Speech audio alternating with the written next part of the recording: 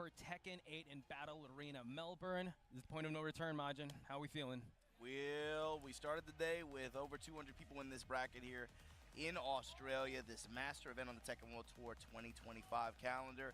And now we're down to our top 32. We just got to find out who's going to make it to Sunday, man. And now this is where kinds of agents of chaos will be coming in, but looking how stacked this bracket is, any of these guys could actually make a running for the top 8. We're going to start things off with Rangchu versus Lowhigh. Yeah, we're not wasting any time here. So this is Rangchu versus the pleasure, Lowhigh. right? We earned this throughout the entire day, having to go through all those pools so that you could get Lowhigh versus Rangchu on stream here to decide who's going to be moving on into the next round here before we hit our top 8. Yeah, we did see Rangchu use the Lydia, but right now he's rocking the Bears. Lowhigh has been rocking the Brian ever since the start, and we're heading towards the Underground Arena.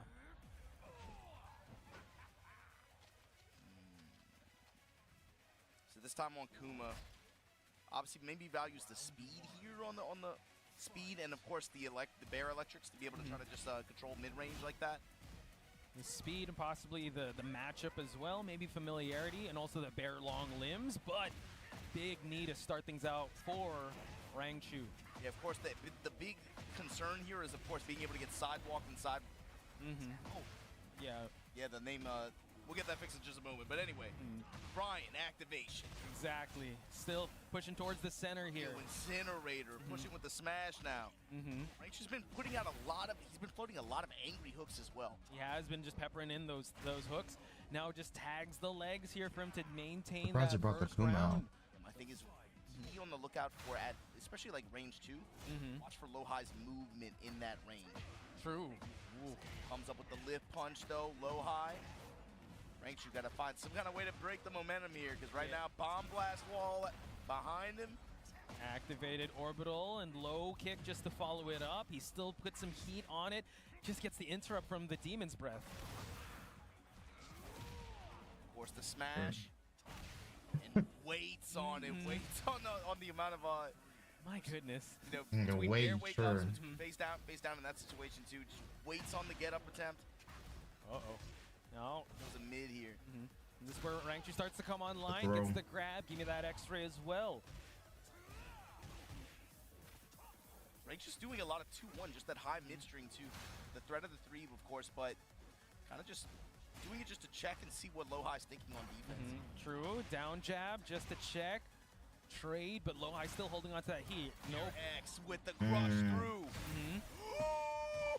Broke Break that glass. with that electric. Okay. Rangchu has come online, folks. Lowhigh still I playing the know, but- patience game here. There we go. Now the back one. Now he's starting to get a little wild, right? Now we're coming out of hibernation. Funny bear stance. Duck on the grab. Bear hunting season. Let's see him try to swipe for this wall. Want some fish now.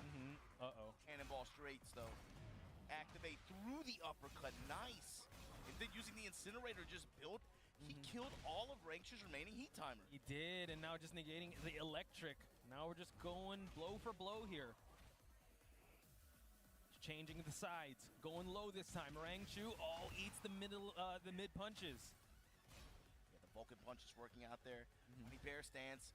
Rangchu giving him some different looks. Boa Crusher punish. And the launch, the lift. Rangchu back in the mix. Hey, taking it to a final round.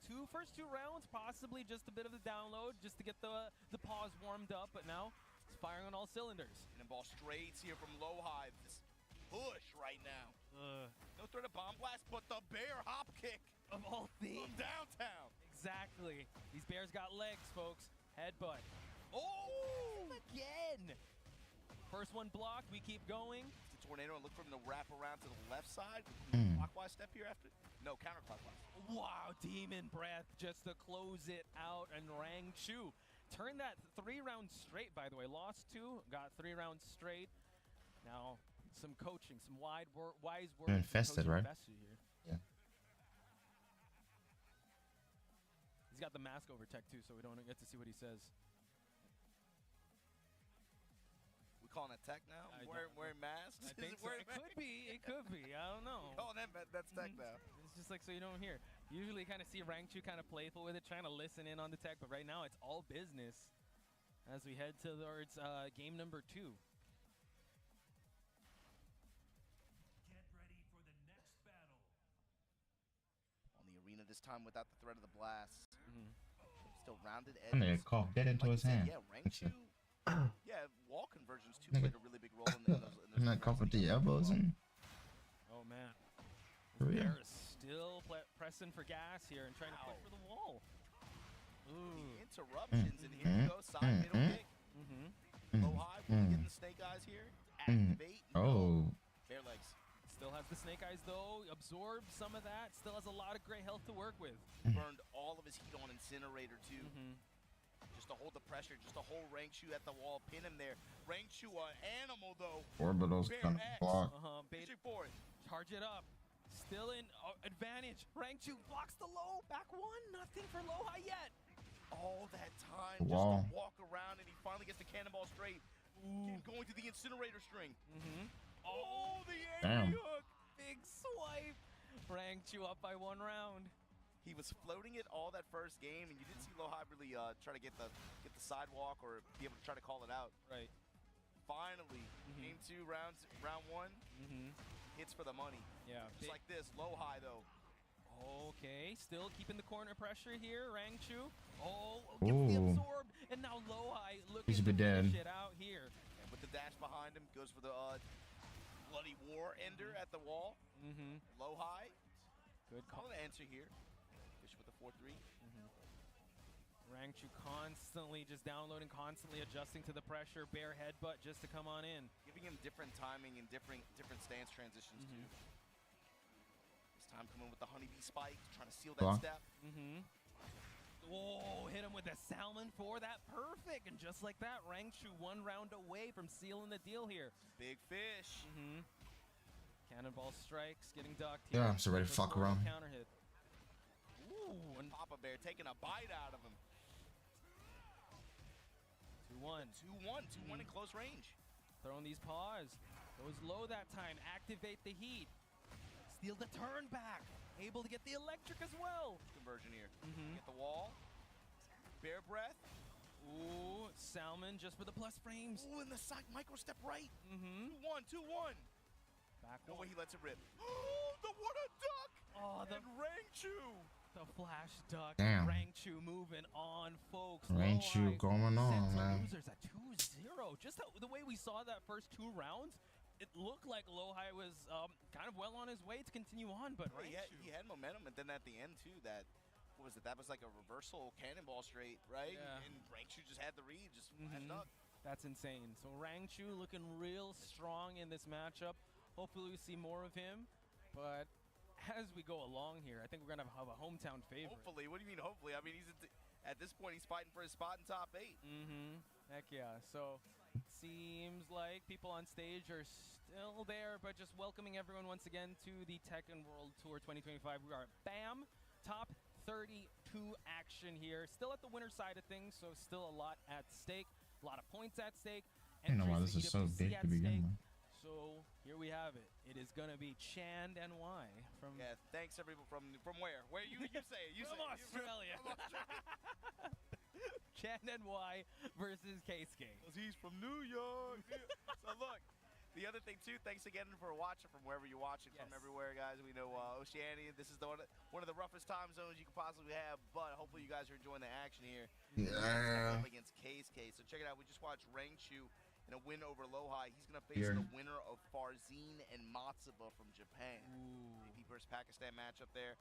Going to play Rangchu to determine who will get in that winner side top 8 spot. This matchup, however, Keisuke going up against Chan. Keisuke got that win over Shadow. Chan with that big win as well. And Super big over Kudons. on the other side of their match, JDCR and Ulsan. Oh my Winners play- goodness. These two guys play each other. That's wild. And you were commentating that match with Chand and Kudons. Yeah. That was a really back and forth one, the Heihachi versus the Shaheen. But the hometown hero getting a lot of cheers from the crowd, really powered him up for him to get that 2-0 up against Kudons. Yeah, no, we were talking about it with Brownman too. The question was like, is Chang gonna run Leo? Oh yeah. But he went to Shaheen and just got it done. He was He working did. slide mix-ups, had some really clutch calls with hop kick as well, and it was enough to get him over Kudons. True. So same question will come into this one. Is he going to use the Leo? Is he going to use the Shaheen? Because we all know Keisuke being the Kazuya specialist, right? Wonder what's going to happen here. Just going to stay hydrated here, folks. Getting the bottle of water. It's going to be a sweaty one. He's playing out of his mind. I want... Yo, is that water? It's water. Is that water? Check that chemical. Hydration check. What is in there? Got some electrolytes or something in there. For sure. We got the hand warmers also on Keisuke's side. Got to keep those. Yeah, and he needs them. He needs them, especially for him. There were a couple of dropped opportunities, I think, in the set win. And you know that's always the struggle with Keisuke is like, is he firing on all cylinders? Right. Is he going to be able to make? It's like clutch decision making for him, right? That's always the question that we have. And there have been, Leo thinking about it, but we'll just have to wait and see. But Keisuke for sure, that is one thing that you guys have to keep note of. I mean, there were some notable scenarios in last year's tournament that Keisuke did have those second guessing of his combo routes. But it seems like the Shaheen will be coming on in here versus the Kazuya of Keisuke. Get ready for the next battle. Underground Arena once again. We choose Chaos.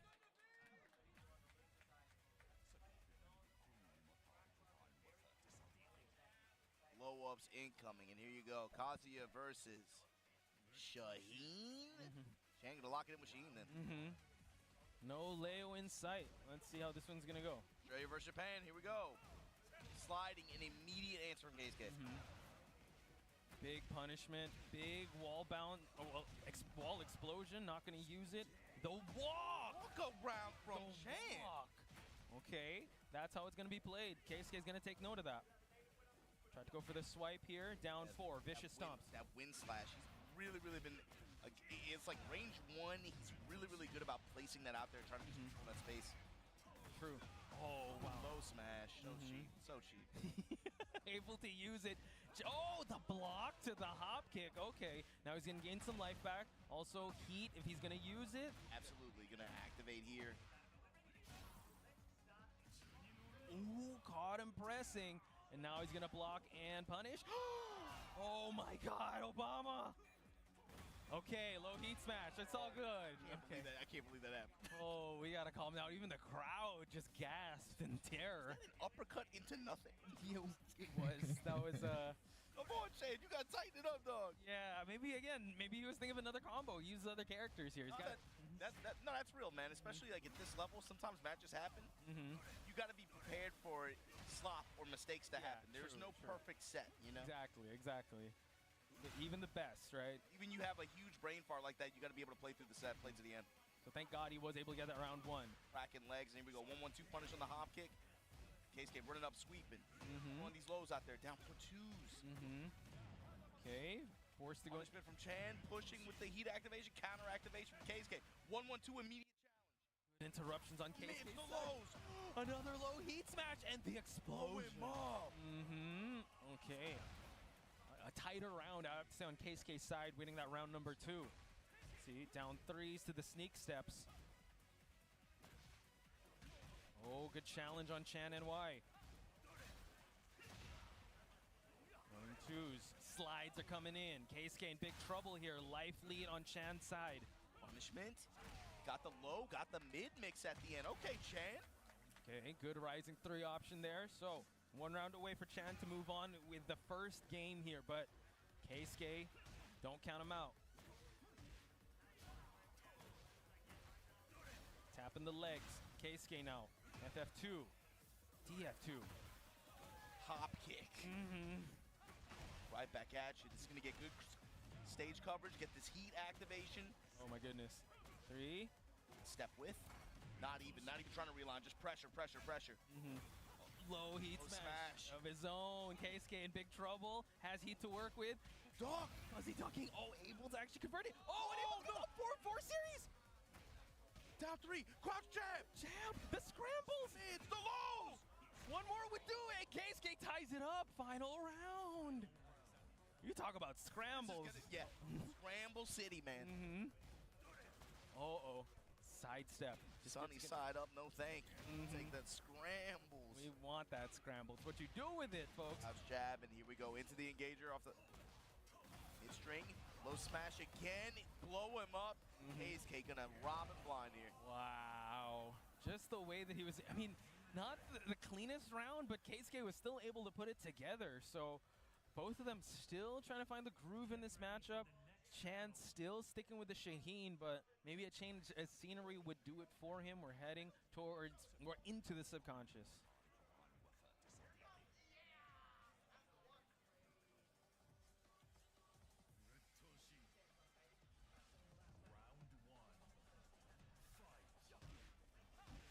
Chan immediately with the press here, showing his mids, sidestep as well, sidestep attacks, while standing fours. Finally working the down three in there, but KSK ready and waiting. Micro step left, electricity, just short of the wall. Okay. Trying to seal his step there, but Chan able to come up big time. He was. Finds a launch, yo combo with the sidewall. See if he's gonna go for it again. Forces the activation on Keisuke's side. The sidestep as well as a bit of activation there. Uh-oh. Keisuke, nice ducks, but the 1-2 is gonna find its mark for Chan to score round one.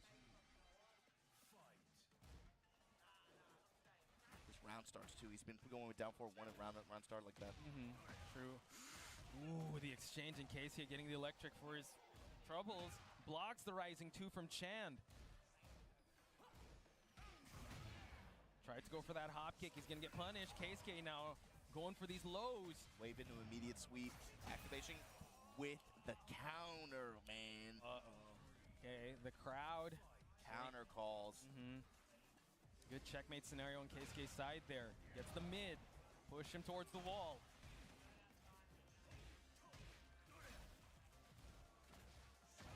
Wow. Keisuke trying his best to seal that step, keep this thing as X-axis as possible. Okay. Seal Chan's movement, chop him up, break the floor. Oh, this is gonna hurt a ton. He's still got heat to work with as well. Dash in, wall combo. That's gonna do it. Combo recipe, nice. Incredible. Keisuke looking real good now. Definitely all warmed up. Chan's got to do something. Introduce some slides.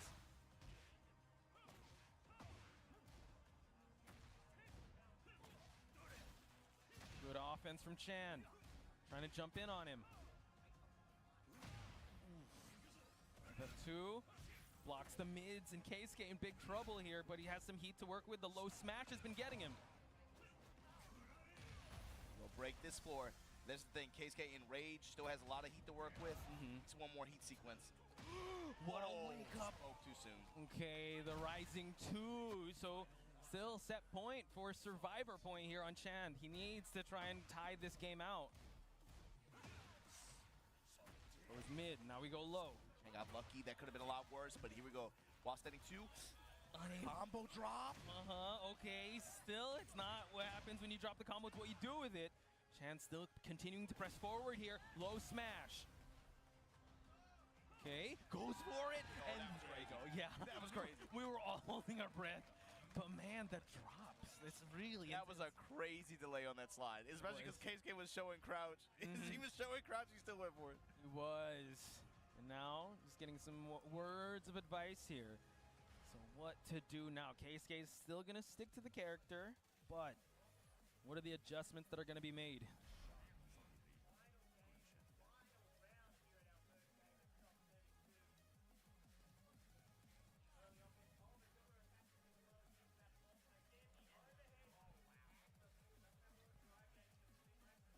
So again, folks, you are just tuning in to Top 32 Winner's Side. Still a lot at stake, but you know what? Still 2 lives on the line for both these players. The winner advancing is going to face The winner of JDCR and Ulsan. Jesus Right now going on. Oh my goodness, what a reward for one of these players. Yeah, I faced either JDCR or Ulsan, but how poetic. We're going back to the underground arena.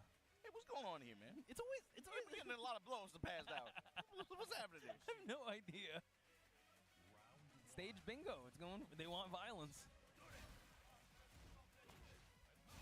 Okay, finally, yeah, some low checks from Chan, and here we go. That's going to be able to give him a good start here. The AK All right. all right. I was like, okay, yeah, the AK combo's not so easy, but finds the scramble hop kick. Okay, still keeping real estate advantage here. After the drop, and now coming up with the wall standing mids. Okay, he's really... Oh, the orbital, the drop, the down three, the crouch jab, the wave. Keisuke, this is where he becomes super dangerous. He's gonna gain back the gray health. Chan might have to pop heat, but the low hell sweep. But again. Okay, go for it. Finishing touches. Yeah, this time keep it simple. Okay. But yeah, just a crazy sequence there. Keisuke always a menace. Can come back in any scenario, so Chan has to be very careful how he chooses his combo routing.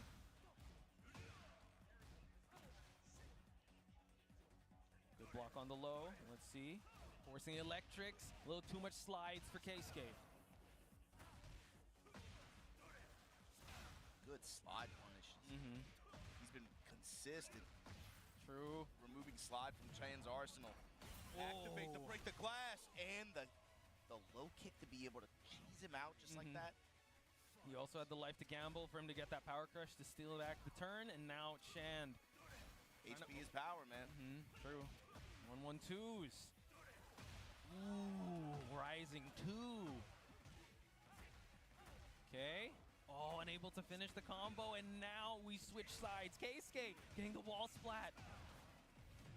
Wow. He's going to maximize this. Then activate spike. Lasers heading up here. And the stomp to close out to put Keisuke on set point. Seen this before. Chan needs to try to find his way back in this match. The jab interrupt. One way. Just the float to be able to get the coverage here, get the activation and the positioning. Okay, low this time. Silent flows. DF2s. Good block on the low. Rising 2. Low heat smash. Gave up the punish just to run the low heat smash. Okay. Okay. Back to the wall. All right. Back to the other one. Wheel kick. Okay, forcing Keisuke to move away. Mids. Okay, Chan. The crowd is alive, folks. Double reach here. Final. Let's see. With him starting out real conservatively. Let's see who's going to swing for the fences. Oh, this is how it happens with Chan, the momentum. 1-1-2 though for Keisuke. Nice block. Standing 4. Oh, rising. Distance, I got 2 of them. Count him up. The activation. The wall, thank God it's not explosive. Oh, ran into an electric. Oh, that might have been his chance. Oh, the low heat smash is gonna do it. And Keisuke moves on in winner's side of this tournament. Incredible performance. And that brings up Ulsan versus Keisuke. Chan gonna be dropped on loser side. Yeah, so I'm looking at our matches now. We're gonna head to this, I guess, top 16 territory. Looking to qualify for top 8 on winner's side. Wow. Arslan Ash versus Chikarin. Ulsan versus Keisuke. Okay. Arzine versus Rangchu. Oh my Nobi goodness. versus Mangju. Wow. That is stacked, folks. But again, big round of applause in chat for Chan and Y. Really trying to put the pieces together. Get a lot of scrambly situations, but at the end of the day, he was able to go toe-to-toe with one of the best Kazuyas out there. So shout-outs to him. Keisuke still moving on. But Chan and Y going to losers. Still alive in this tournament, but his tournament run got a lot harder. Now, this is a loser side match, but check out who's stepping on stage now. Ooh, we got iMusician on one side, and you got K-Wiz. Let's go. We talked about this. This Hwarang is one to behold, but iMusician with that Yoshi. Definitely both character specialists in their own right. Yeah, both character specialists, but also both of these players have a lot of character experience against the opponent's character. True. Of course, Yoshi, with deeper bag of tricks. Used to, of course, Kane and Trench's style, obviously.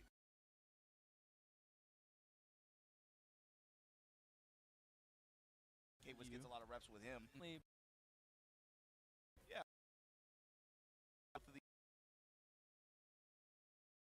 K-Wiz gets a lot of reps with him. Yeah. Again.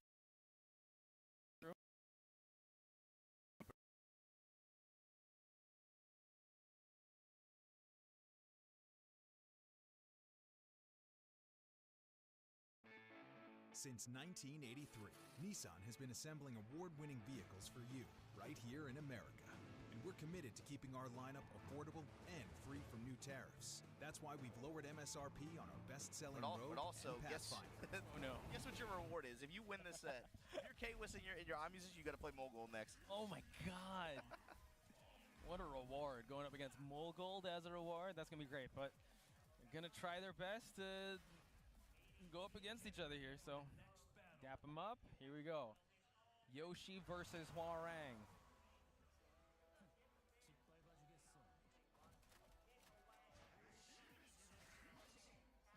When iMusician was on stage, he was using a lot of spins just to get Big clockwise step to open up for that whip opportunity. Big clockwise step to open up for that whip opportunity. Goes low that time. Helicopter stance to the. When iMusician was on stage, he was using a lot of spins just to get. Big clockwise step to open up for that whip opportunity. Big clockwise step to open up for that whip opportunity.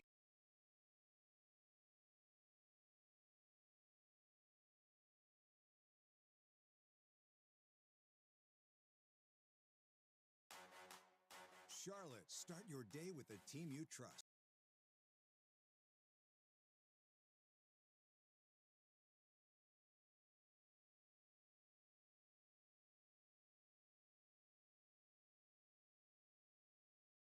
You know Harbor Freight for affordability, but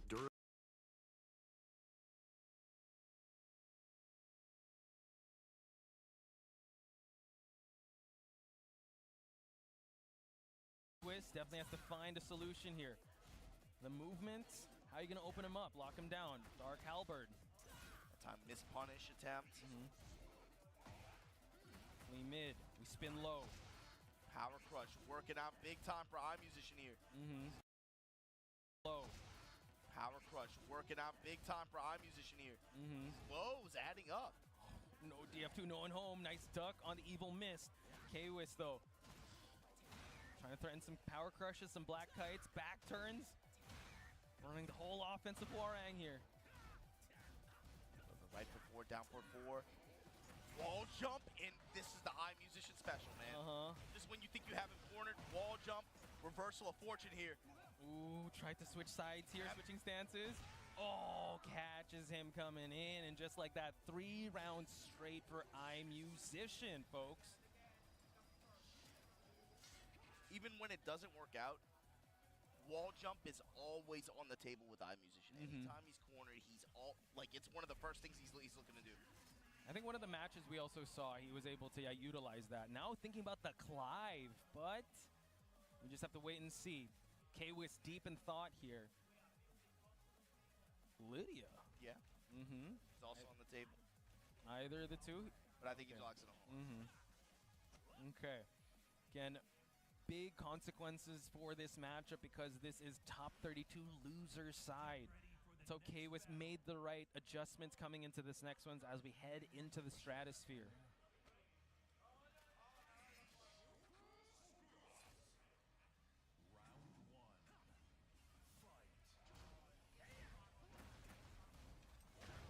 Low Manji spin kicks and the call out on the Dark Halberd, it looked like. Did, yeah. Big low parry to start things out for iMusician, but K-Wiss though, finding his way back, but the threat of the flash. Yeah. Just get flash, tags him just outside of rage now. Inside now. Okay. Power crush able to give himself some space here, but spin. Out of the pressure of Hwoarang. Oh, gets the tornado, and just like that, iMusician takes the first round in the second game. Okay. K-Wiss bets on him blocking, but again, another flash. Just willing to just break up the pressure with it. He'll take the bet. Calls it out. Tried to power crush his way through it. Still, iMusician swinging here. Able to get that punish on a flash. Okay. A lot of damage on the board for iMusician. Gets the splat once again, and iMusician looking for the finish. Spin to win. iMusician on set point. It's looking real good for T1's iMusician, folks. K-Wiss, what's he got to do? He's got a floor explosion to work with. Jabs him out of the helicopter, though. Oh, wow. Wow, just to cut his ankles like that. Okay. Oh my goodness. Flea stands. We keep moving. How do you get him out of this? Uh-oh, he's running away with this. Nice jab just to get him out of the shenanigans. Now he gets a floor explosion for his troubles. Yeah, but it's not about the damage, right? It's just about the positioning and the activation. True. 4-3s. Betting on iMusician sitting still. Activation, break the glass. Dash on in. Dark Halberd. Nice block on the low. K-Wiz needs to close this one out. Super important. Oh, the guillotine. He switched sides. Under the my spinner, God. Rooney. That was crazy. K-Wiz has to come online now. Okay, attacking the legs, keeping him at bay here. Plus frames efficient with just ring skyrocket. Low high mix. How does it change next time though? Stagger low, plus frames, wall jump again. It's always on the table. You have to be anticipating it. You call it Obama, and now K-Wiz in a bad spot here. Nice block on the low. Tsunami kicks and gets the grab to switch positions. Okay, K-Wiz with a chance here. Okay. Oh, spin out of the way. Look at, gets the heat smash block. Sidewall. Oh, he got lucky. Final sequence here.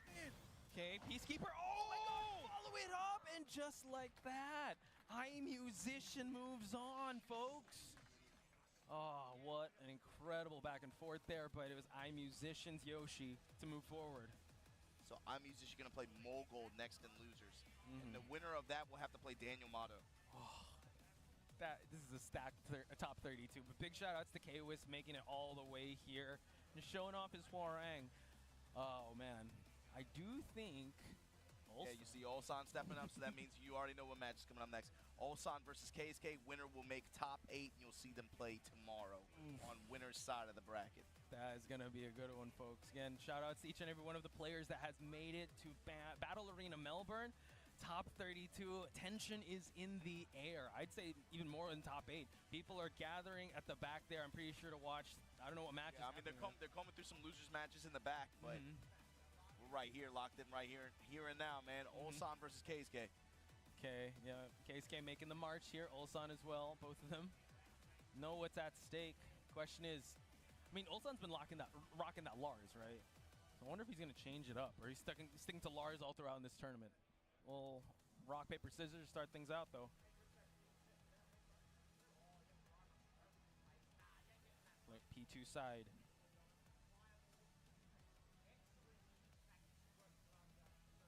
Who did Ulsan have to face to get here?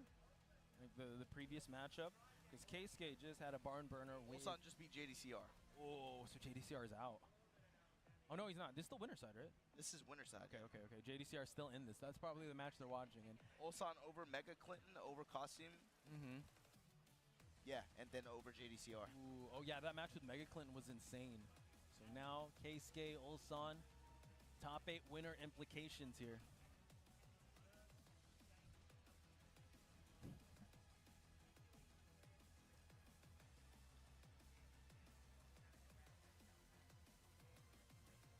CBM still swimming around in losers. Daniel Mato swimming around in loser side. What are the... There's quite a few matches going on right now, but we'll check back in with them after this Ulsan versus KSK match. So potential Lars versus Kazuya matchup here. Unless Ulsan has a top 32 pick here.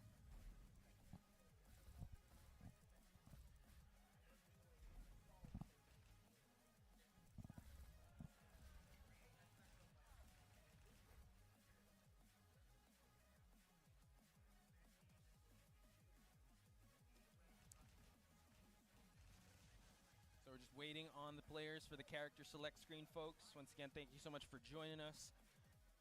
This match will dictate how the top 8 winner side will be, will be drafted, will be placed, and the Lars will be chosen by Ulsan. Yeah, so he commits to Lars.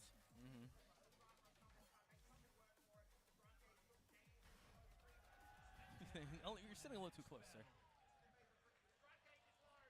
I have a feeling that might be Chen and Y's match that's happening in the background. But There's several happening on right now. But I'm curious to see how KSK tries to tone down Ulsan's movement. It's like we pointed out, I mean, the match that you witnessed, right, against Mega Clinton. Had actually a tough time against the Jin, but ultimately unable to tame the movement of Ulsan here.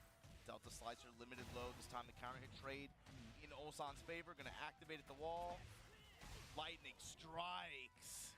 The damage on that is insane. One of the Yeah. big bless ups of Alars in this patch. Ooh. Strings after the Den 3. Denied any follow up here. Counter hit launch. He's going to do for wake ups here. Goes for the mid, keeps him there. Hells. Then the sweep. Stepping to realign here. Just goes with splits kicks and the stature kicks. Power crushes his way out of pressure here, and Keisuke capitalizing on that sequence gets round number 2. He's had a very good sense of when people like to challenge there. Floating that crush. Not pulling the trigger on that 3-hit string. Ulsan, shine the shoes, but I like how Keisuke's moving away from that breakable balcony. Finding the counter hit mids here. Activate. What's the offense look like? Never mind. Deny. Counter hit launcher. Activate. Oh, the splat. Delta Slicer with the dash behind it. Goes low. Frame trap with the while standing 4 from limited cancel. Mid plus frames, 1-2 to contest by Ulsan. Down by 4, and then just a simple string with the mid kick ender. 2 straight rounds for Ulsan here, looking real strong. Gets Put up counter hit grab. Wow, making a huge statement. Make sure your defense on point. DF2 though. 2 ducks under the electric. Yo, Ulsan is swinging right now. Man on a mission, but The Keisuke, lows. 3 in a row. Better sit still. Trying to limit the movement of Ulsan. But both of them have heat. The Trade in his favor. He got it. did. Putting the finishing touches. Checkmate, says Keisuke.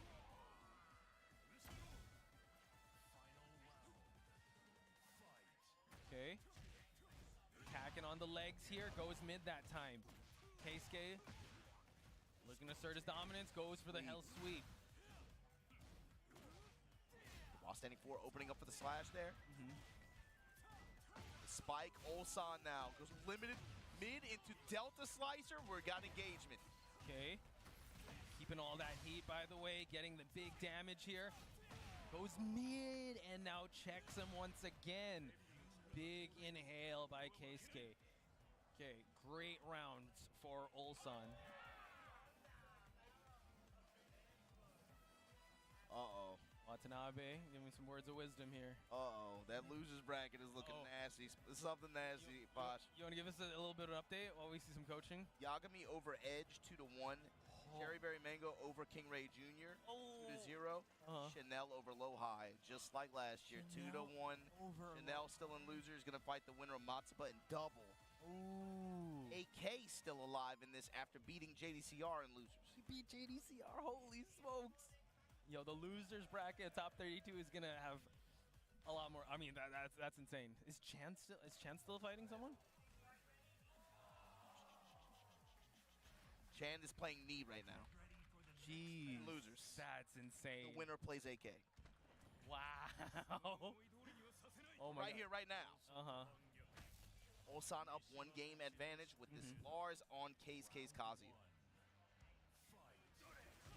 Ooh, I like the micro step. Micro on step those. left into the challenge. Lows in that time, trying to mix up the limited stance. Looked like he was trying to go low. Send low. Both them blocking these lows though. Tessie with the second hit of Delta Slicer there, but step. Again, counterclockwise step. Big electricity from Keisuke. To bring himself back into this round here, but here we go. Parallel to the wall, Ulsan now laying on his offense after a heat activation. Delta Slicer with the dash behind it. Just to keep him in check. Goes mid that time. Keisuke not much to work with. The shoe shine to close out round number 1. Delayed timing on the shoes. That is true. Got to play around the timing. Arc Blast, not quite there, but Drop the punish one for Arc Blast instead. Maybe Execution Error. possibly. But Keisuke, electric just for the launch.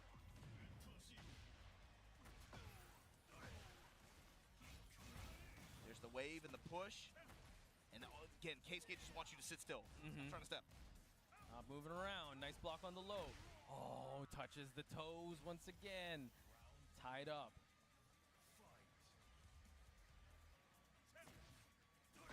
Ooh. Stature kicks into electricity. Keisuke at the wall, rocking and rolling here. Ulsan fighting his way out. It's to the side now. Nice blocks on the low. Punishment from Ulsan. Two. Switching sides. He stays ducking. Great punish for the splat here for the activation. And the lightning again, just outside of range 2. Stop him. One more. Goes low. Keisuke in big trouble here. Ulsan one round away from sealing the deal for him to get top 8. Ooh, mid check. How many times have we seen this round where it goes Keisuke's way, but Ulsan, he ran into that arc blast. He just pumped the arc blast with no hesitation. I don't know what he's seeing, but that was a good call out. Charge it up. For the lightning strike again. Oh my goodness, just like that. Ulsan 3 rounds straight up against Keisuke. Big sigh of relief by Ulsan. Keisuke's still alive, but on loser's side though. Fast round, what a wall sequence there at the end. That's going to bring Yagami versus CBM. Chanel versus the winner of Matsuba versus Delta. Man, loser's bracket is looking nasty. With that said, Ulsan going to punch his ticket for, again, winner's side of top 8. We'll see him play tomorrow. Coming up next. Talk to me, Obama. We got Arslan Ash versus Chikarin stepping up on stage. doing the rock, paper, scissors here. Haven't seen Arslan Ash since the start of the day. Yeah, true. He's been kind of just quietly making his way through the bracket, but about to step on stage now. Up against Chikarin. Bring out that Clive. Well, let's see. Clive, probably. We'll see. He's been running the show, but definitely been seeing more Clive this weekend than Lily for sure. Thing is also, Arslan Ash did have a Clive as well. He brought it out once and kind of changed things up just to experiment with things. So he definitely knows the matchup, but does he know the Chikarin matchup is the question, folks. But yeah. I mean, these two, they've had play history against each other. It's not bad, but it's more about who's able to just ride that wave of momentum today. And Chikarin be able to contest with just Arslan's just neutral and his control. Especially him weaponizing Nina's pace, you know, it's so smothering, right? You definitely want to get those big swings with Clive and set things up and approach at your own pace, but that's the thing, Arslan's just so defensively sound, and once he gets the momentum going, he just doesn't let go of the gas. So let's see, any updates on the brackets? Yeah, Knee over Chan to make it Knee versus AK. Oh my god. This is a run back, a combo breaker. Yeah. I don't know if that's going to be on stream, but right now in front of us, folks, we got Chikarin on one side, you got Arslan Ash on the other. Winner goes on to top 8. Character selection, though. Clive. Looks like Chikarin's going to Clive. Leroy? Okay. Arslan did tweet that he was experimenting with a Leroy, but Chikarin does also have a Leroy. Well, let's see. The Nina.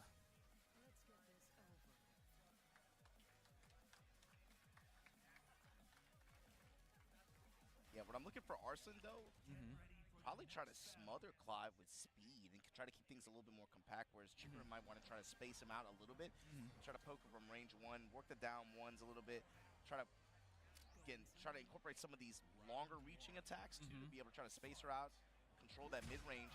Just like that. Side step 2 there. The full crouch cut. Already using up the heat here. Let's see. Arslan again. Geyser cannon. That cannon is so divine. That was crazy. And now he has the advantage of using that heat. Finds the wall as well. Shots. Oh my goodness. Chikarin in a bad spot here. He's got to fight his way very smart to get out of his back against the wall. I like it. Being able to find the run mix there, going the Phoenix spin. Then just mid-range cuts. Yeah, tried to go for some skull splitters here. No parry for you, Chikarin. 1-2s. Goes low. Back 4. All that just to wipe the floor with them. Shut him up. Uh-oh. Final seconds. Whoa. Wow. Chikrin winning that exchange. Big low.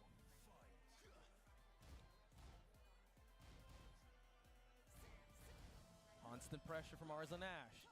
Chikrin's got to get out of this zone. Uh-oh. So far, Chikrin's not really trying to give him too many obstacles to be able to try to get past. He's willing to just block it out, be patient, look for his moment here. Yeah. And he gets it with the sidestep too here. Yep. The side steps have been working out for Chikrin, but punches him out of the Phoenix shift. That stiletto heel is crazy. 1+2 this time to engage. Goes with the full crouch cut. Okay. Arsene with the armor through his string. Okay. Chikrin now willing to just block it out, take the chip. Ooh. Step 2 again. This time to back it up with the dash. Takes his combo here. 62 damage, and then the tornado. Level The 2. Tsuken meter building. Oh, Get over here. Where you going? I want to go face to face here. Uh-oh. 1+2, whiff on the upward one. Time. Final seconds. He's just going to back away, wipe the floor. It's still all Chikrin, though. Smart play. I don't think he'd want to be caught whiffing up against Arzon Ash there.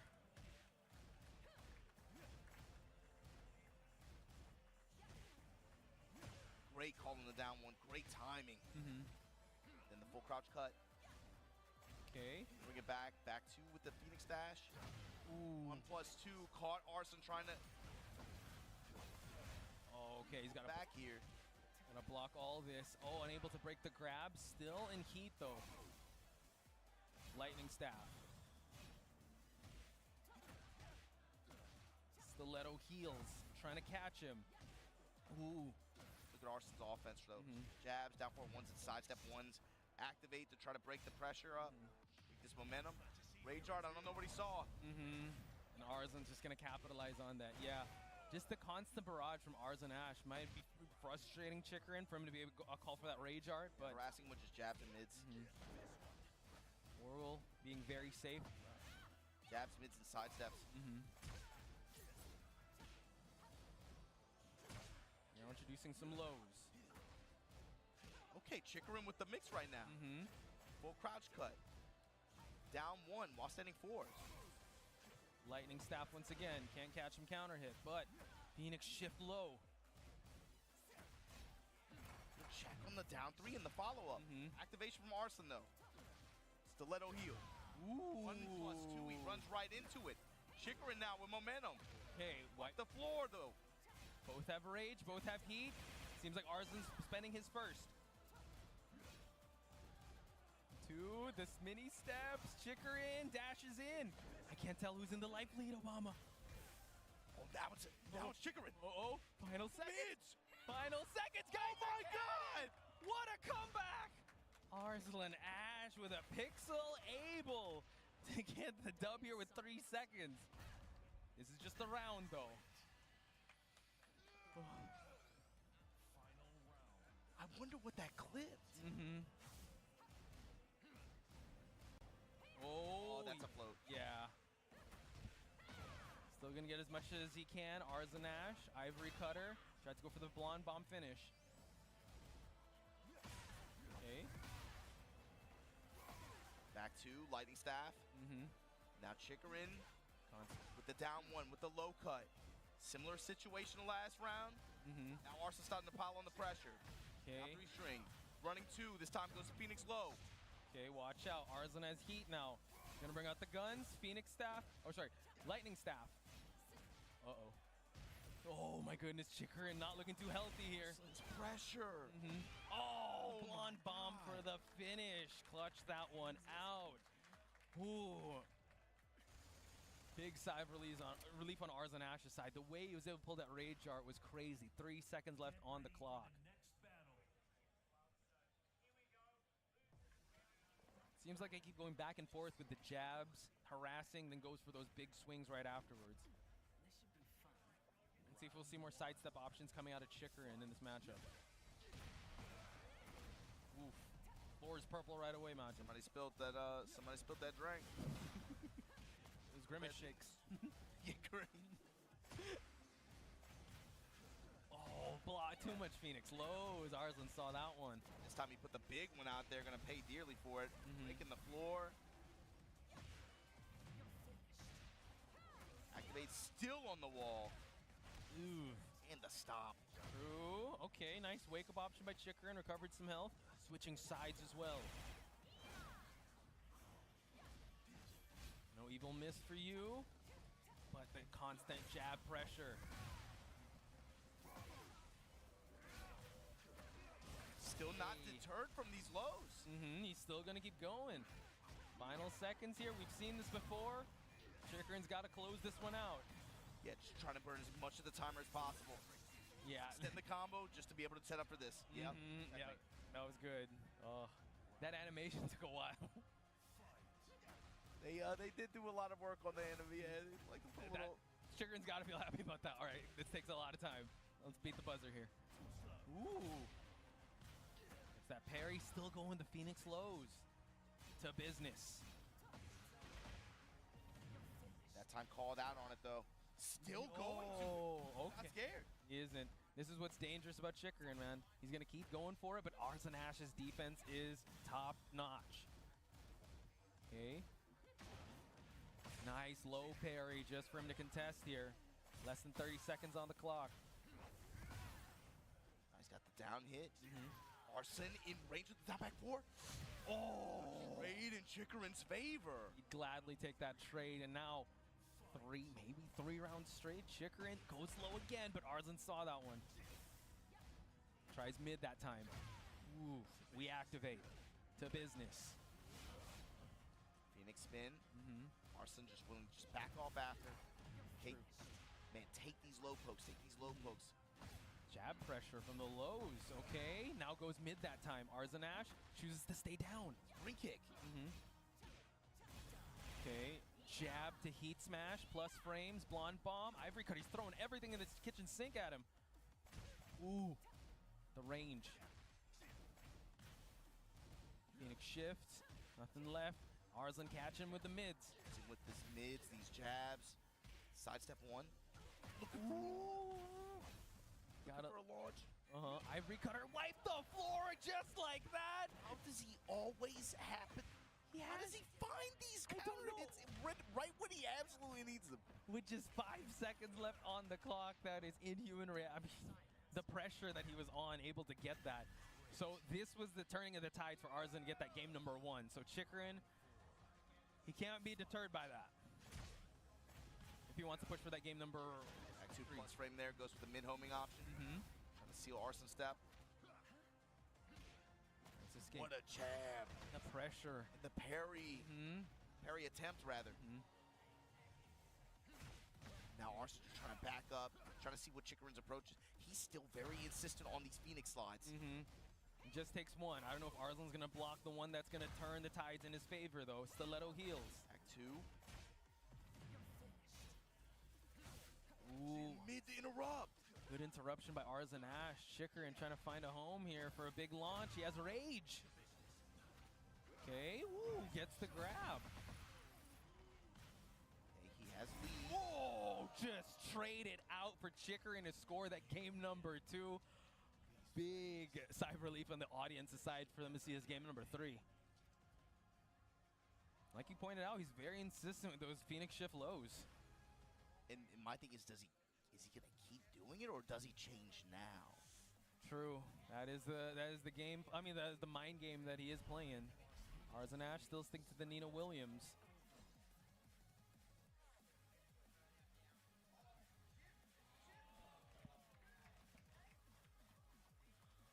Again, winner side implications here for top 8. Whoever's going to win this, safe for tomorrow. The loser will be sent with a shark-infested pool of killers at the loser side of this bracket.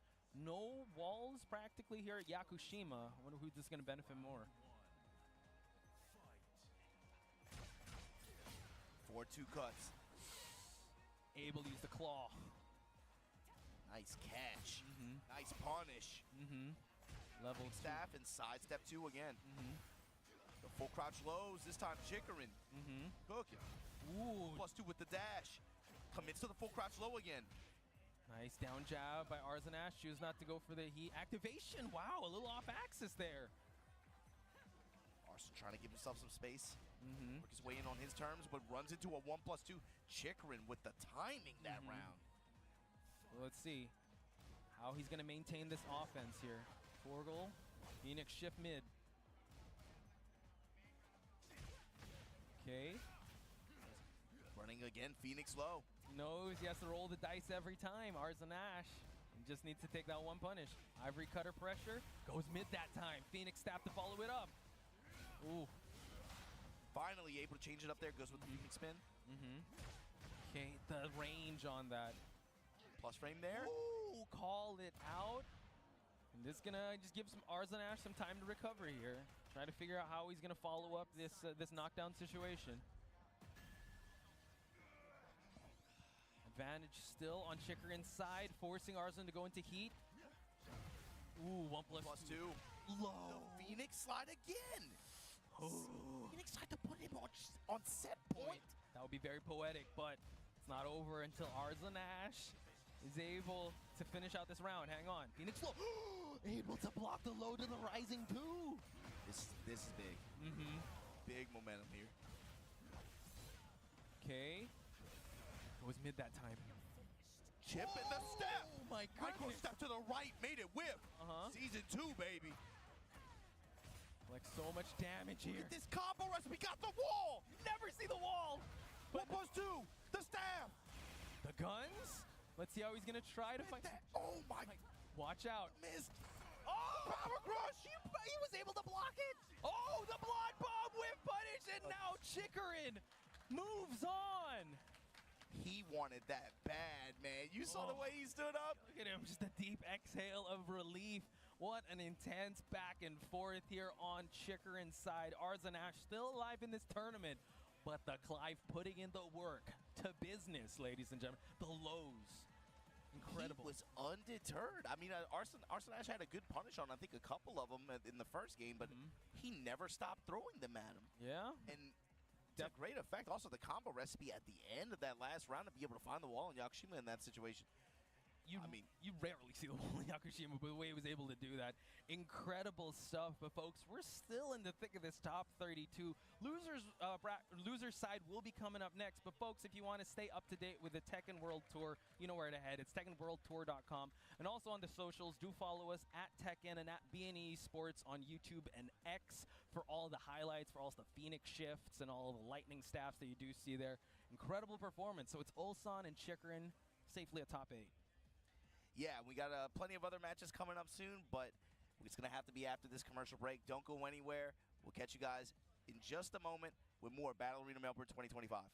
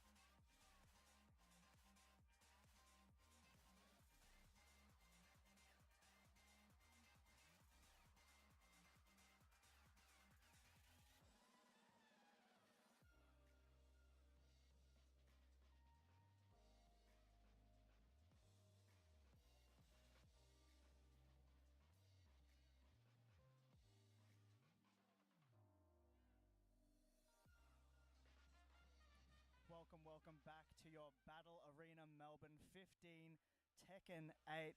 Early pulls, but we're getting through it now. We've got through so much, and we've got a top 8 winner's side qualifier for you. We've had a long day. We've been through a lot, but finally we're getting to the home stretch of day 1. My name's Chipsy, and alongside me, as always, Brown Man. How's it going, my guy? Doing to be good. Back again. Yeah, we're back again together, linking up. This is going to be crazy. I think first up we have Farzine. Falcons Farzine versus Vorel's Rangchu. Yeah, straight into it with a big banger, obviously. And I do believe Farzine is the only one of the two that hasn't qualified yet. So him taking this W will allow him to potentially qualify PWC. Yeah, really important. You really want to get that. There's a lot at stake for this, so, man, you better get through it. But at the end of the day, you're on winner's side. You have that extra life if you need to use it to get through to day 2 top 8. But for his sake, hopefully he doesn't need it. We're going to get right into it. It's going to be Lydia from Rangchu versus the tried and true Victor from Farzine. Let's get it going. Now, sometimes you gotta get a bit spicy with your picks. We did see Rangchu hit the Lydia a couple times today. Yeah. It is a go-to. Like, in addition to the Bears, it's in the rotation. It's something you got to expect right now, and I'm sure, someone on Farzine's level has prepped for this. 100%. And Lydia is not a common character, especially at the highest level. All right, boom. Got that 4-4-2 counter hit. Went for the homing instead. We're trying to get that reversal there. Big swipe upwards. Excellent punish there. Big hop kick. Probably going to definitely try to take this one to the wall. Shout out to Tekken 5 combos. Yeah, that's it. A couple jabs will get you there. And a hard wall splat in the middle of the combo. Ends up getting pretty good damage with the wall in mind. And hitting the heat smash is going to help. And getting tenderized out here. Oh, yeah, that really hurts. But this time, Farzine getting the correct punish on the hell sweep. The big while standing one. Extra rage damage as well. He's going to force that mix up off the heat dash. He was sitting down there. He was waiting, lining legs. He was waiting for something, but ultimately, the power crush is what gets it over the line. Farzine taking that first round as the floor as now purple. Rangchu trying to build that offense, gets a nice low counter hit there, spikes him down. Keeping it. Oh, very nice. Gets a political storm ender. Big damage, still good. Situation here back against the wall with a third of a heat left. Yeah, and he's knowledgeable, Rangchu, that Farzine's trying to step out of the wall. But look at that, you can't deal with that. You got to do that back two. That's got nothing to do with sidestep, baby. That's all buttons, running low. All right, goes for that flash. Oh, the guys is coming up. Yeah, push him against the wall in the corner. Yeah, not where you want to be. Rangchu pressing his way out, chopping at the feet with the down back two. Once again, going for it. Rangchu just tired of it. He's like, I'm gonna start seeing what's going on down there. All right, little +3 from Victor there. Farzine just fishing for that counter hit with the 1+2, but walking to the left. He's got the down forward 2 locked and loaded. He's going to spend the floor break as well. All right, gets that shot off. Trying to take his ball. And there's only a few seconds left. I don't think there's much Rangchu can do here. Excellent work there. I think even if that hit, it wouldn't have made a difference. Yeah, I think he would have been okay, but hey, just got enforced dominance, man. Had the read on the low anyway. And he's 2-0 up now in this first game. Tries to go for the upward strike. Another one. Gets the launch. Will we see him trying to break the ground? Shots popping up once again, taking it to the wall, activates that heat. Looking really good for Farzine at the moment. Again, 2 rounds ahead as well.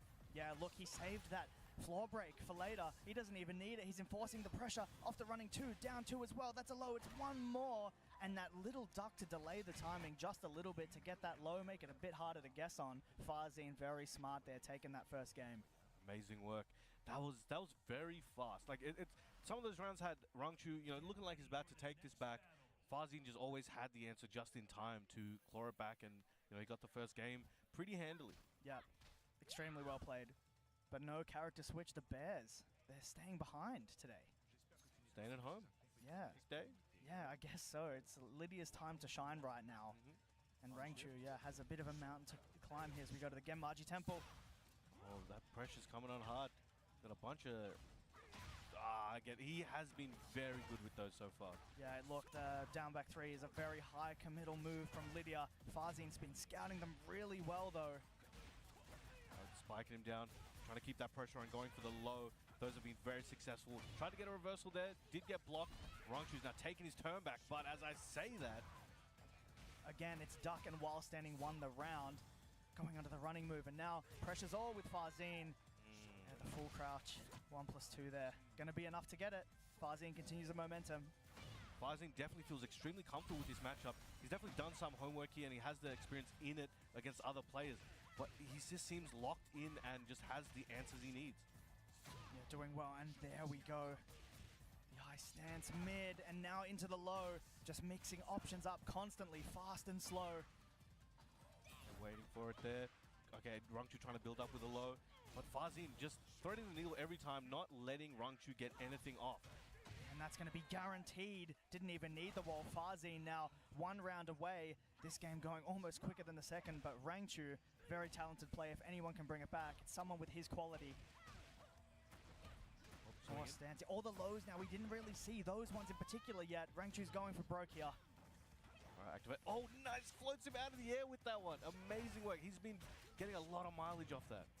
Yeah, just all you have to do is just know the timing, and if you get it right, you get a big reward. We've gone all the way to the wall, and here we go. Here come the plus frames and the chip damage. Twice. That's Second only one got hit. hitting. Big launch, sends it up, gets that heat dash into the combo here. Carrying it to potentially, he gets a side switch combo, still in pole position to take this one out. Goes for the ground punch, and there we go. 1-2 to close it out. Falcons, Fazin moving forward. Yeah, very strong performance there. Towards the end, like, it was a slightly antsy situation because we saw the combo did a little bit of a cross-up, as sometimes Victor's combos tend to do, but in the end, actually, it gave him a favorable wall position. He was able to enforce that big low at the end, so worked out, and just great adaptability, just, you know, taking a negative and turning it into a positive with that wall position. 100%, and that would be the 3rd player to qualify for Huge. top 8. Massive And stuff. another step closer to an EWC qualification. So we do have Chikarin, Ulsan, and now Fazin joining the crew. That is pretty stacked, if you ask me. Pretty good. There'll be another one joining him shortly because we've got yet another top 8 winners side qualifier for you guys. The classic Japan versus Korea. Oh man, this is going to be very interesting. Nobi versus Mangja. Man, tough one again. I mean, traditionally, you know, I mean, historically, you would expect, okay, we're going to see Law Dragunov. But so far, we have been seeing the Lars from Nobi. Very successful. It's got him this far. He might change, but I think he might just be sticking to it. Yeah, no. Look, if it's working, you've got to go with it, right? Like, it doesn't matter how much experience you have. Like, if you're gelling with the tools that are available right now, you got to be doing it. That's what Nobi's doing. And we've seen him enforcing so many situations with Lars that maybe he couldn't do with Dragunov. They are, like, totally different characters right now, and maybe just leaning into that offensive playstyle that Lars offers for you is the way to go, especially when you're just trying to get into top 8. 100%. And he has had some good performances as of late. I think this is one of the better ones so far. Oh, sure. On the tour. Yeah. And I think he definitely wants to keep that going. He's still in winner's side, as we mentioned. So even if hypothetically he were to fall, he's still got a chance to keep it moving. But I think his goal is to win here against Mangja. And there are some Law players in the crowd. And I'm thinking of one. Yeah. I'm thinking of one myself. Law right now is definitely one of those characters where very strong, but very difficult to use at the top end. And that's why we don't see too many running around. You know, you got your Gosen, you got your Mangja. I'm already struggling to think of more. I mean, there's that Ninja Killer from the US, but it's Double. Of course, Double. Sorry, he's a Shaheen player now in my brain. Yeah, at that last game, just switched to the end. That's right. So yeah, there's only a couple of them up there, but those ones are good. They are they tell you, they show you why he's getting that far. Yeah. And look, yeah, Law still has ultimately some of the strongest stuff in the game in terms of maybe the slide mix-up, right? When you've got the nunchucks, especially with heat, it's a very oppressive situation that keeps looping. That 14-frame heat smash as well. Yeah. It's been shutting people down, especially their movement. So are we going to see it, or is Nobi going to be too overwhelming? Let's find out. I know he's going to try. All right, starting off. We're on the moon, or asteroid at least. Start off with the dynamic entry. Nice shoe shine. First hit whiff, second hit blocked. Getting a nice combo here. So ready for that slide. Going over to the wall. Just going to, barge for the wall combo, and there's that shoe shine. And Nobi traditionally is known as a very hyperactive player, very aggressive, willing to take those risks and call you out. Like, he'll live and die, and if it hits, he looks like a genius. He's willing to take that risk. And so far, very aggressive, not letting Mangja breathe, trying to set the tone and set the pace so far. Yeah, and that's why I just think this is such a great pick for Nobi. It just gels so well with everything that you've said. And you even have those high-risk options like the lightning screw, for example, if you want to try and take a game back. Nice block, excellent. Gonna get a big combo, gets that nunchuck in between. Junkyard into the wall, another nunchuck. Yeah, it's Big damage as well. Tries to roll out of the wall, but it's all with Mungja, and the heat smash just too quick a trade. And that speed, that really, that makes a big difference in situations. Yeah, like that one frame, really, it was a trade. If it wasn't, if it was 15, it wouldn't have worked. Mungja, momentum continues off the sidestep. 3+4, he's going to go all the way to the wall. Gets that tailspin into the Dragon Cannon there. Bang, bang. Keeping him, trying to lock him down. Yeah, the sidestep with the tech roll, right? He knows which way he's moving. He wants to keep that wall position. Nobi forced to do armor to get out of there. 1-2, trying to keep. Now his tables have turned. He's got a little bit of health, but he's trying to lay it all out at the moment. It might just work for him, but Mungja, all he needs is one good opening. Man, that was a lot of big mids from Nobi, but Mungja stayed strong, blocked them all, wasn't tempted to duck at all. All right, going for that low. Try to grab him. Not a bad idea, but there you go. One low. Nobi's ready for it. Gets the punish back in the lead. We're staying down there. Now we do have the stage explosion available to either player. Who's going to take it first? Yeah, it's that time of the game where you see players lean to those moves that trigger it, but sometimes extremely quickly. Wow. Excellent. He might want to use his resource. There it is. There was a low parry, no bound available. I mean, no tailspin available. And look, you take it away from your opponent. You don't have to worry about it now. You go back to playing Tekken. All right, good. Sidestep into heat. Just waiting for an option to come out. Low. Low again. It was all mids, but now Mungja tried to read it with an airborne move. It's not going to work. And there we go. Taking out the first game. Yamasa, Nobi. Very, very strong performance so far. You got Mungja is sitting there like, damn, okay. What do I got to do with this one? Yeah, it's a lot to think about. Nobi did very well at the end there because we saw maybe a couple rounds ago, a lot of mids just checking like, are you going to duck? Are you going to duck?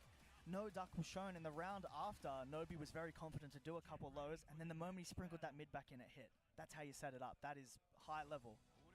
Call that seasoning. We sprinkle it. That's right. All right. That's exactly right. All right, we got game 2. Again, a big stage, a lot of different stage properties to be concerned about, especially Lars. He's got, as I call him, he's a travel agent. He's got some of the best wall carry in the game. He's going anywhere. Yeah. All right, to the wall. New little carry. All right, we're going to burn that heat as well. It's going to make the Oki just that little bit more scary for Mungja. We've got that back 3 homing, using those nunchucks in heat while standing 1-2. Mungja has those on lock, but Nobi fighting back, activating heat. What a low parry. In the midst of all the pressure of the scramble, Nobi with the confidence to go for that low parry. It set him up well. And we tried to start with a down 4. Nobi coming back. He's looking for those back 4s once again. Free if on regular hit. And there, as I say it, that doesn't count as coaching. Don't worry about it. No, what a counter hit. On you? No way. No, he blocked it. I'm like, I don't think he pressed. He blocked it, and like that's why he's one of the best, man. Aggression, but right when he thinks the rage art's coming, it slows down. Nobi continues the momentum, 1 round up. Tried to delay that kick option there, but Mungja was just still able to block it. Running 1, trying to keep that pressure at the wall. Nice wall splat. This is going to be very damaging. Yeah, the exact punish. Exact punish, getting that wall splat. Look at the damage. We're back to Shine and Shoes, just checking with that while standing 4, trying to keep Mungja honest at the moment. Excellent break on the generic, activates that heat, trying to lock him down, uses those plus frames, gets the low, and again, another round on the board, taking Nobi to set point, 1 round away from making it to top 8 winner side here at BAM 15. Yeah, massive opportunity right now, but Mungja gets a very fortunate trade, and it could be the start of a big comeback as he does a lot of damage at the wall. Massive, and there it is. Yeah, big heat smash. That's not going to be it, though. One more hit. We see a comeback now, 1-2 on the dynamic approach. Yeah, good keep out. Sometimes it's not about mid or low, it's just about interruption. Nice jab to do the job. It's the timing that Mungja has to change right now to make Nobi have to respect some of these options is quite tight, but there we go. 1+2. Gets him to the wall. Shoe shine there. He didn't need it though. He went for a big mid kick. It's all Nobi now with a massive life lead. Can he close it out? It's going to be double heat burst, but Mungja's going to come out on top. He doesn't have much life to work with, and it's going to be a guess, and 1 more after that. The big low Nobi closing it out with some serious aggression, taking over Mungja and qualifying top 8 winners side for tomorrow. Amazing, amazing work. That's something I think he really needed. His placement in top 8 here, as mentioned before, he gets closer to an EWC qualifier, and depending on who else qualifies, him entering top 8 may be enough for him to take that prize. Yeah, no, exactly, yeah, because you mentioned before, some of these spots have been taken, so You just got to do what you can to get it over the line. But ultimately, you know, a lot of these guys, you know, TWT points also very important and on the line right now. So 100%. the further you can go to set yourself up for tomorrow, the better. That's the thing. So once they get into top 8, they can really start worrying about those TWT points, because players like Nobi, they do need that point boost. Yep. Really start setting them up for the rest of the season. It is, you know, only a few events in. We've only had a few Master events. We kicked off with Evo Japan just a month or so ago, and we've had Combo Breaker, and we've had Brussels Challenge, and we've had some other amazing events, and we've got those dojos kicking off heavy. Yeah. These Master event points, if you can get to the top side, you know, first, second, third, that will make a huge difference, because again, you only have a couple of each tier that adds to your point total. Yeah, and it's so important because it's still early days. You want that security. Getting the big points early will make you feel confident for the rest of the year. It's a bit harder when you're trying to do that scramble. You may be in the last spots of the leaderboard and you don't know if you're going to make it or not. If you can rack up some big points here, you're sitting pretty for the rest of the year. As I was talking with Obama earlier, we were talking about how just outside of the qualification window from last year, the top 20, there was about 12 players with very close points. Like if you, maybe a dojo's difference of points. Yep. And any of those could have made it and toppled number 20. But again, when the dust settles, they're all waiting on the outside. They're sitting in the spectator seats. So it makes a huge difference, just 10 points difference sometimes on different placing in the leaderboard. So anything counts. You could make 8th at BAM. 7th at BAM, and that may be enough points to take you over the line later. Yeah. It's important. You got to get what you can while you have the chance to. But speaking of, crowd favorite on the screen right now, we're moving to the loser side of the bracket. Losers round 3. It's going to be Alcazia Yagami versus CBM. It's going to be a crazy one. Now, the last time these guys played, if I remember correctly, it was at Red Bull Golden Letters. Okay. And CBM took it pretty confidently over Yagami. That was last September. Yeah. So let's see. He's going with the Leroy this time. Doesn't want to mess with the Reina. Yeah. Well, look, we haven't seen much of the Leroy at this tournament. It's been all Reina, but we know this is, you know, one of the characters he's also rocking with. And why not give it a chance right now? You said they've got the history. Why not try and mix it up a bit? 100%. And I'm sure CBM was not expecting the Leroy so much. Yeah, I don't think so at all. I don't think many people were. Even the crowd, I reckon, maybe taken a bit aback here. All right, running up with the hook fist. That's going to hurt. Time to explode. Sends him over. Just going under the jab, so ready for the heat smash. It's going to be big damage. Is it wall to wall? I think it's wall to wall. Yes, it is. Savage Sword Ender. One hit left, and there it is. Down 3 to close that out. Yeah, just using that first hit. We know there's a string attached, but at the end of the day, high-level mind games, maybe Yagami's expecting that. Very smart from CBM. He's trying to tenderize him. Excellent. Oh, tried to get the parry there, but Jin too quick with the second hit. Snuffed it out. Trying to go with the down 1+2, trying to keep him in place. Nice fuzzy duck on the high, but did not get the reward he was seeking. You notice CBM didn't go for a punish because Leroy can parry punishes on that low already. Again, super advanced. Yagami giving CBM a lot of respect, but almost whiff punished heavily, fortunately for Yagami. He got that flick kick there. Was counter hit, but wasn't ready to let it rip. All right. Doesn't have the heat, but that does have his cane available. Remember, that is his install there. Yeah, it could really come out at any moment. Low or mid, you don't know which one, you don't know which time. But CBM is not mucking around. He's going to move straight in, but he swapped the wall position, and Yagami's got to do the best he can with it, but he can't. The power crush stopping the retaliation he had planned. Oh, CBM trying to start with a down forward too, it seems. Now, Yagami trying to break up his offense a little bit. You know, do half strings, do another one, and then keep him guessing, but this is going to hurt. Looking pretty strong to take the round. Uses up the wall. CBM can't use that one later. Very strong round. 7 golden letters. Can he keep it up? Does he have enough gas in the tank to keep that momentum up and keep CBM guessing? Yeah, he might have had the time he needed to make some observations because that was a very, very confident and quick round. A lot of reads in succession leading to a lot of damage, but he's got to do it 2 more times if he wants to take this first game. Right. Nice block on that. And we got the parry. Looking for the orbital, but CBM keeping it composed. Just going for that 2-1. The threats of the 3rd and 4th hit looming on CBM, but a well-timed 1+2 string is going to start off the heat. Oh, again, got that hit, was not ready, but it is hard to tell some of these times. But in a good situation of recovering a bunch of health, taking the life lead as of right now. That's a buggy, but a quick duck while standing 2 from CBM. It's going to give the combo, and there it is. All right, CBM taking the first game over Yagami. He's up 1-0 right now. Loser's side, remember, loser's going home. Indeed.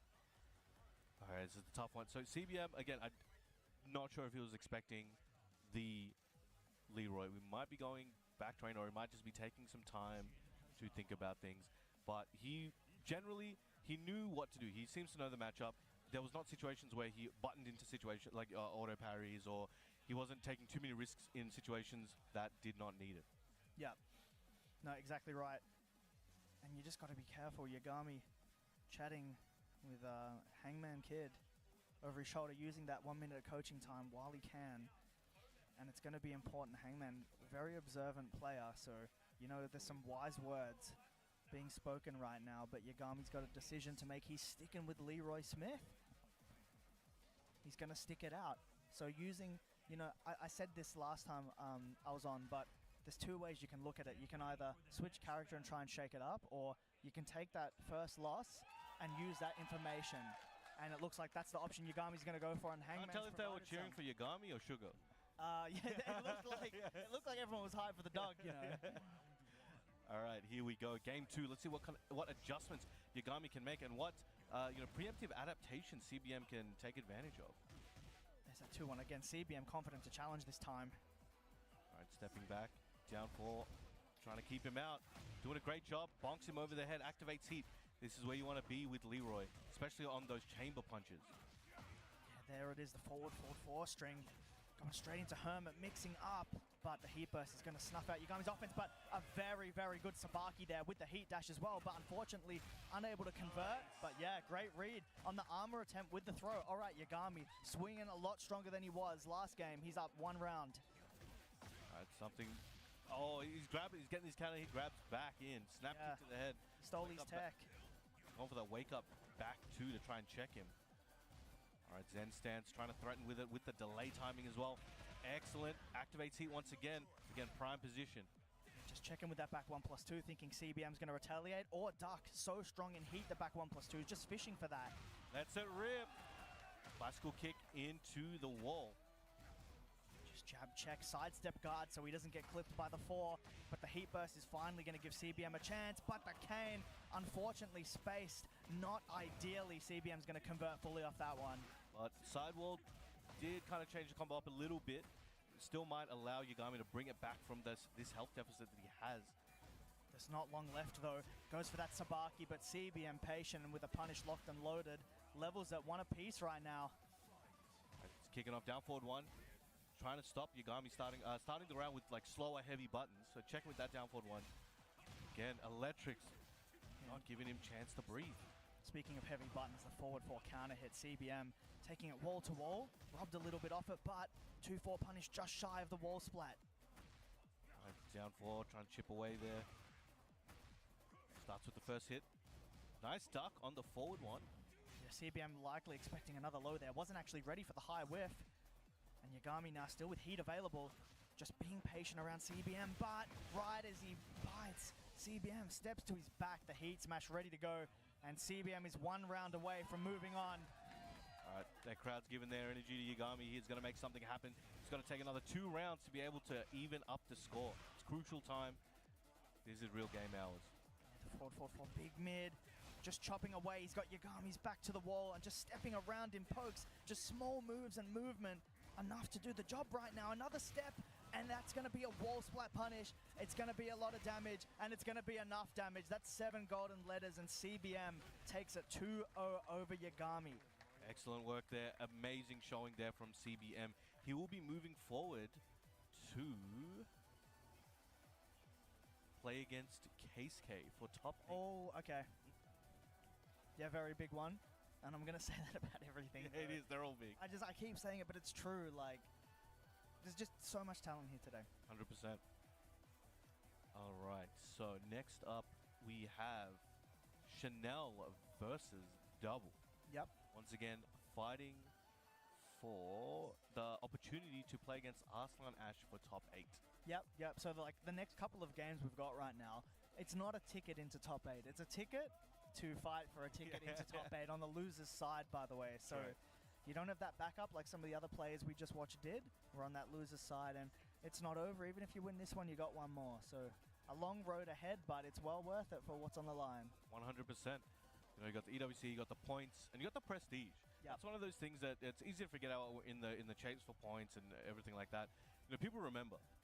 People remember, like, hey, this guy came to this country or my country or wherever they went, and they did some work, and whether they came first or came second, those memories were made. The people here, they will remember their favorite matches, you know, until they get old. Yeah, it's permanent. It's written. We have a wall over near the entrance of the venue right now that shows like the history and everyone's performance. So you want to get your name on there for next time, you know?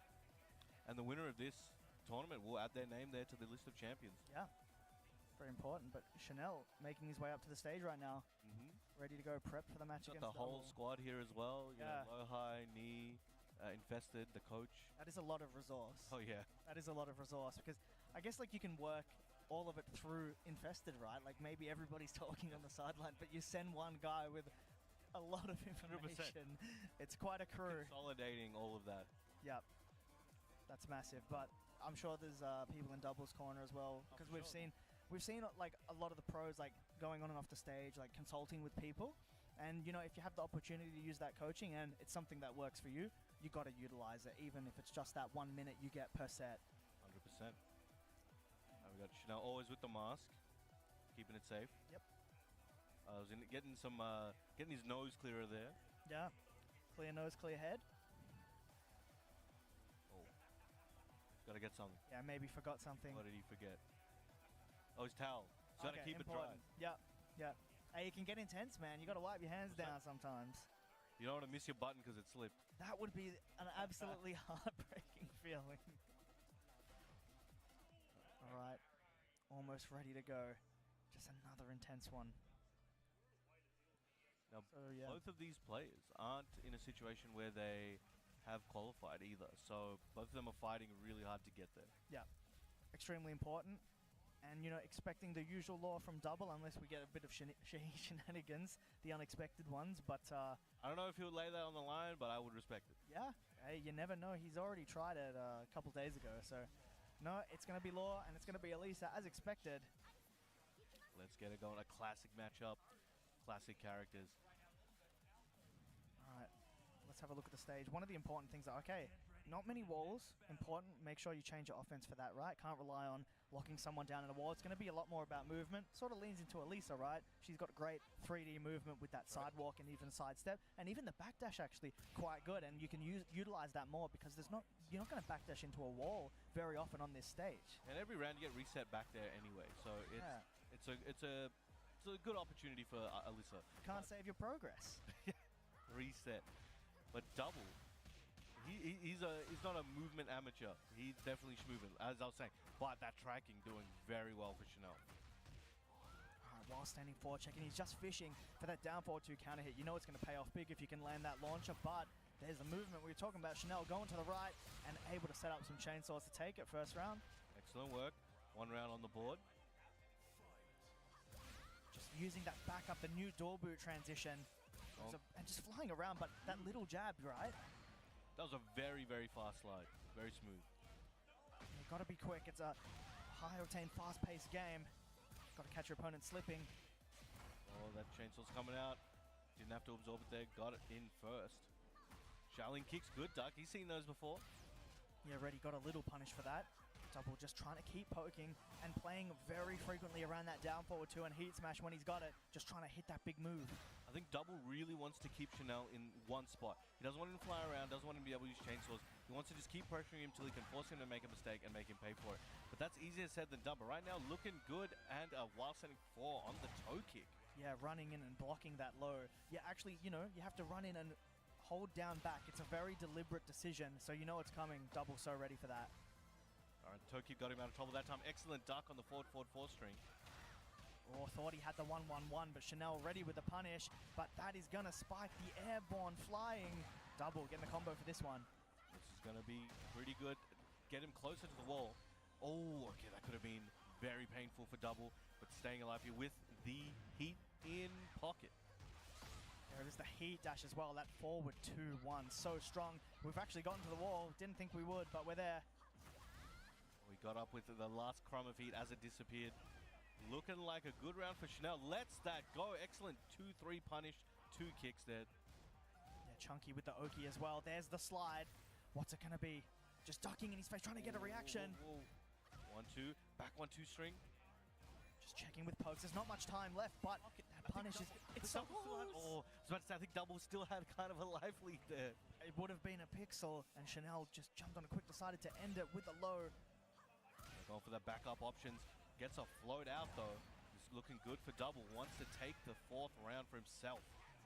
Oh, man, he let the string fly. Chanel so ready. We hadn't even seen it, but it's just so natural for him. Goes for that shoe shine. Good break.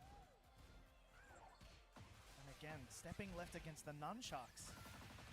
Oh, that's going to hurt. Little bit of health left. Cannot afford to take any hits. No recoverable health either. And the down 4. Sneaky to close it out. Yeah, look, he had the potential insurance of doing the second hit there, but Chanel didn't need it. And, you know, it's at this level, you're expecting those sort of string finish mind games towards the end of the round. They feel safe against most people, but at the highest level, you know, they're often looking out for it. So Chanel just did the first hit on its own. It worked. But if it was blocked, we might not have even seen a punish there if Double was waiting for that second hit. 100%. We're at battle at the beach stage. One of my favorite looking stages, honestly. Yeah, definitely. It's up there. Very large as well. It's still got walls, but, you know, it's a big stage. Characters can get from wall to wall, though. Yeah. With a power crush. All right, huge. No chainsaws for you, says Double, but Chanel retaliates right back, sidestepping to the left, getting that hop kick. That goes in. Oh, nice ender there. Now we're at the boat. Oh, back up into that. Into the boat. Clean hit. Oh, gets the re-wall splat. 2 sidewalls so far. And then coming in with the dual boot transition, it's going into swords, and it's going to be another one, +7 again. I think he wanted to just put it all on the table. He knows if he can chip him down enough, all he needs is one small hit, and it's over. And that was mostly chip damage. Yeah, yeah. Like, even if, like, the mix-up isn't working in the sense that they're ducking, you're right. The chip damage is also good, and taking the frames to go for another mix. And Nunchuck to knock him away. Tries to come in with the back 2, but Chanel was ready with the keep out. Oh, yeah, armor not working out. But, yeah, it's just another jab float. Chanel is placing the jabs and the sidesteps all in the right place and manages to get launches almost every time. And then it just sets up this Oki where he can go crazy with the swords. Doing a great job with it. Activating that heat. The grab breaks that leg. Welcome to yoga class. Ooh. All right, the heat smash as well. Very quick, Double back on the board. It's very close. All right, whilst anyone checking with him. Went for the throw attempt. Could have been massive. Again, just poke after poke, but nice walk there from Chanel. Shining those shoes, keeping him clean, and he was ready for the low. Activate that heat out of the way, though. That's going to be a wall splat. There it is. So what kind of combo Chanel can get from this. Spiking down. Decent amount of damage, but the Oki just as important as always. Counter hit throw broken from Double as he gets a better wall position, but eats the heat dash. Oh, out of the air. This is going to be pretty scaled, but at least it keeps him out and gets to recover some of his wide health. Oh, another great sidewalk, and that was a very good awareness, right? He went for the jab punish, noticed that Double was going underneath, and decided to catch him off guard with the 3rd low. Amazing awareness and very fast reflexes. Action 2-3 punish, gets him with the spring kicks. Double trying to keep this momentum up. Chanel just not having it. Chanel knows 1 round is all I need. I'm going to throw everything I have at you right now. Yep, fortunately for Double though, only took 9 damage as he was airborne, but that's going to be maybe a slightly better punish, but still not getting all that much off these slides, but that's going to give something. The down forward 2 counter hit, taking it all the way to the wall, and if it doesn't kill, guess what you got? You got the chainsaws. Nice clutch block from Double though. It's flying away. This 1 more hit is all it takes, and there it is. Chanel coming in with the dual boot slide and closing out the set, and it's not top 8 yet either. They'll fight for 1 more time, I believe, against, was it Arslan? We shall see. You've got, so the winner of that, yeah, has gone against Arslan Ash. What a reward for you. Oh, I mean, hey, congratulations anyway. Yeah, get back into the meat grinder, mate. All right, so we have the next match coming up. This is a classic banger. Fan favorites from around the world. We do have DRX Knee from South Korea versus Navi's AK from the Philippines. Yeah, like, woo, 2 of my favorite players, easily. And Big AK fan. 100%. You know I am that. You know very that. aware, yes. You know that. I'm neutral though. I'm not. I respect that. I'm going for both. No, That's neutral. this is the first time AK has been to Melbourne, actually. Yeah, I damn know. I've been waiting for a long time. Me, a Melbourne regular. He's been here a billion times. Yep. Borderline has a permanent residency at this stage. Yeah. Hey, that'd be nice. We can get some training in. This is going to be a good one, though. I think the fans want to see Shaheen Bryan. Yep. I think that's what we've come to expect, but yeah, look, Nee, I think he's locked in with the Brian. Yes. He's, dabbled in other characters in Tekken 8, but Brian, he's been getting massive success lately. We saw Evo Japan. AK, on the other hand, we've seen Shaheen all day, but he's been known to dabble throughout his career as well. We saw him experimenting with other characters, and if anyone's going to do like maybe a crazy pick right now to try and push their way through towards top 8, it's AK. There might be something weird, or we might just get what we're expecting, Brian Shaheen, but don't be surprised if you see that switch up. I'm hoping, but I just want to see a good match, and I am sure we are guaranteed that. 100%. Two very fundamentally strong players who've both had a great career playing a while now. 100%. So These are these guys are about 2 generations apart as well. It's crazy. But it feels like AK's been around forever anyway. Oh, he has. He's been at least he's been playing since he was, I think, single digits. That's crazy. Yeah, and he's been good since he was single digits. And so the first time the world really saw him was 2013 at Tekken Tag 2 Unlimited Global Finals. He turned 13 that weekend. That's amazing. That's talent. crazy. That was 12 years ago. Time flies, man. All right, but as we expected, Shaheen versus Brian, we're going to the Ortiz farm. It's going to be Nee versus AK. He's got that Mr. X costume. Yeah. Just checking with the QCF 1+2. We expect to see a lot of that. And Nee, one of the things he's best at is that sidestep fuzzy guard when he needs it. All right, going for the overhead. Looking for Nee to press, but Nee's just not. He's really just looking at what are you pressing, how are you pressing, and when. Well, he found out when. That was a very well-timed down forward 2 from AK. Look at the combo. Not easy to do, but it's going to give that extra wall carry all the way to the wall. Just misses the wall combo, though. Covers quickly. Look for the 1-2. Oh, he gets checked with the down forward 1. Heat smash out of nowhere. Just excellent. Walking to the right. Clutch low parry. And going to keep doing that combo as well. Heat burst to extend. Not much time, though, and Knee's still a little bit behind. That wall combo is going to help, though. Heat still available, and there it is. 3+4 Heat string. Great whiff punish. Knee, what a comeback with the time ticking. That wasn't just a hard read. That was a concrete read. Hard walk into the 3+4 string, knowing he's going to wall splat. Very confident in that. Indeed. That slide's coming out. It set up the wall position, and Nee knew he had to get out. Went straight for the armor. Oh, he's ladder stepping at him. AK with a nice combo, taking it to the wall, activating Heat. Maybe trying to push him closer to that corner. On a guard break right there. Hits him with the chiropractor. Yeah, and a smart decision too. Nee had a lot of recoverable life. That deletes it. But that is an unfortunate move to do against Brian. It is -14, and Brian has access to that jet upper. It's going to launch punish it. It's going to be a lot of damage in the corner right now, and it's one guess for AK as he gets up off the ground. But back 2 on hit confirm doesn't quite splat on the wall. Fortunately, back 3, good to go. One apiece. Popped off in game. Yeah, legit. AK loves to do that, man. He's always got a cool move locked and loaded to celebrate. Yeah, you know, in between rounds, we don't get a win animations. I'm going to make my own. Yeah, for real. Onto the wall. Nice, gets that install back. Now, AK trying to keep him at the wall, but Nee just too agile, too slippery. He moves well for a man his age. It's crazy. Yeah, I know. Reactions to delayed guard break this time. Just got to change that timing like someone like Nee who's looking for it. He's going to do it again. He's just threading it in weird spots that maybe Nee's not looking out for it.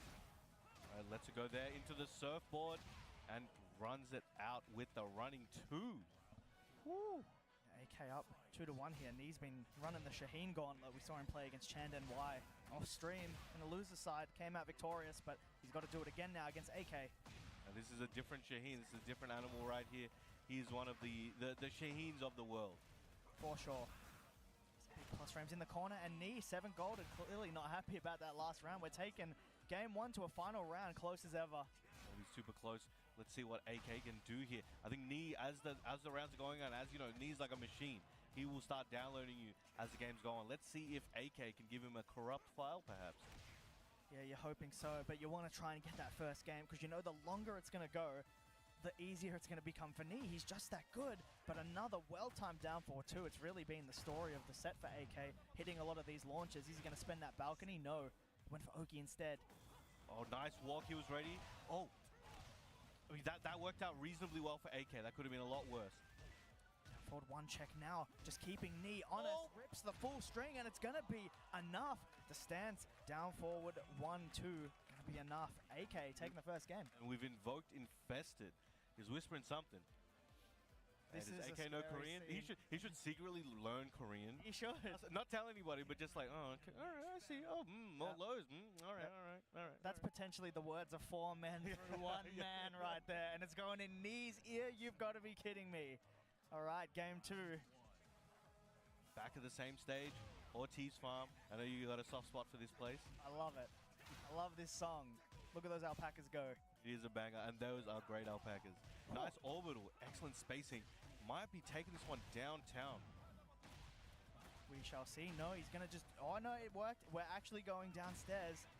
Slides him. That's a cheese grater right there. Just dashing. Look for that chop. Out of range. Nice sidestep. Down forward, too. It's like the Arabian Electric, man. Yeah, legit.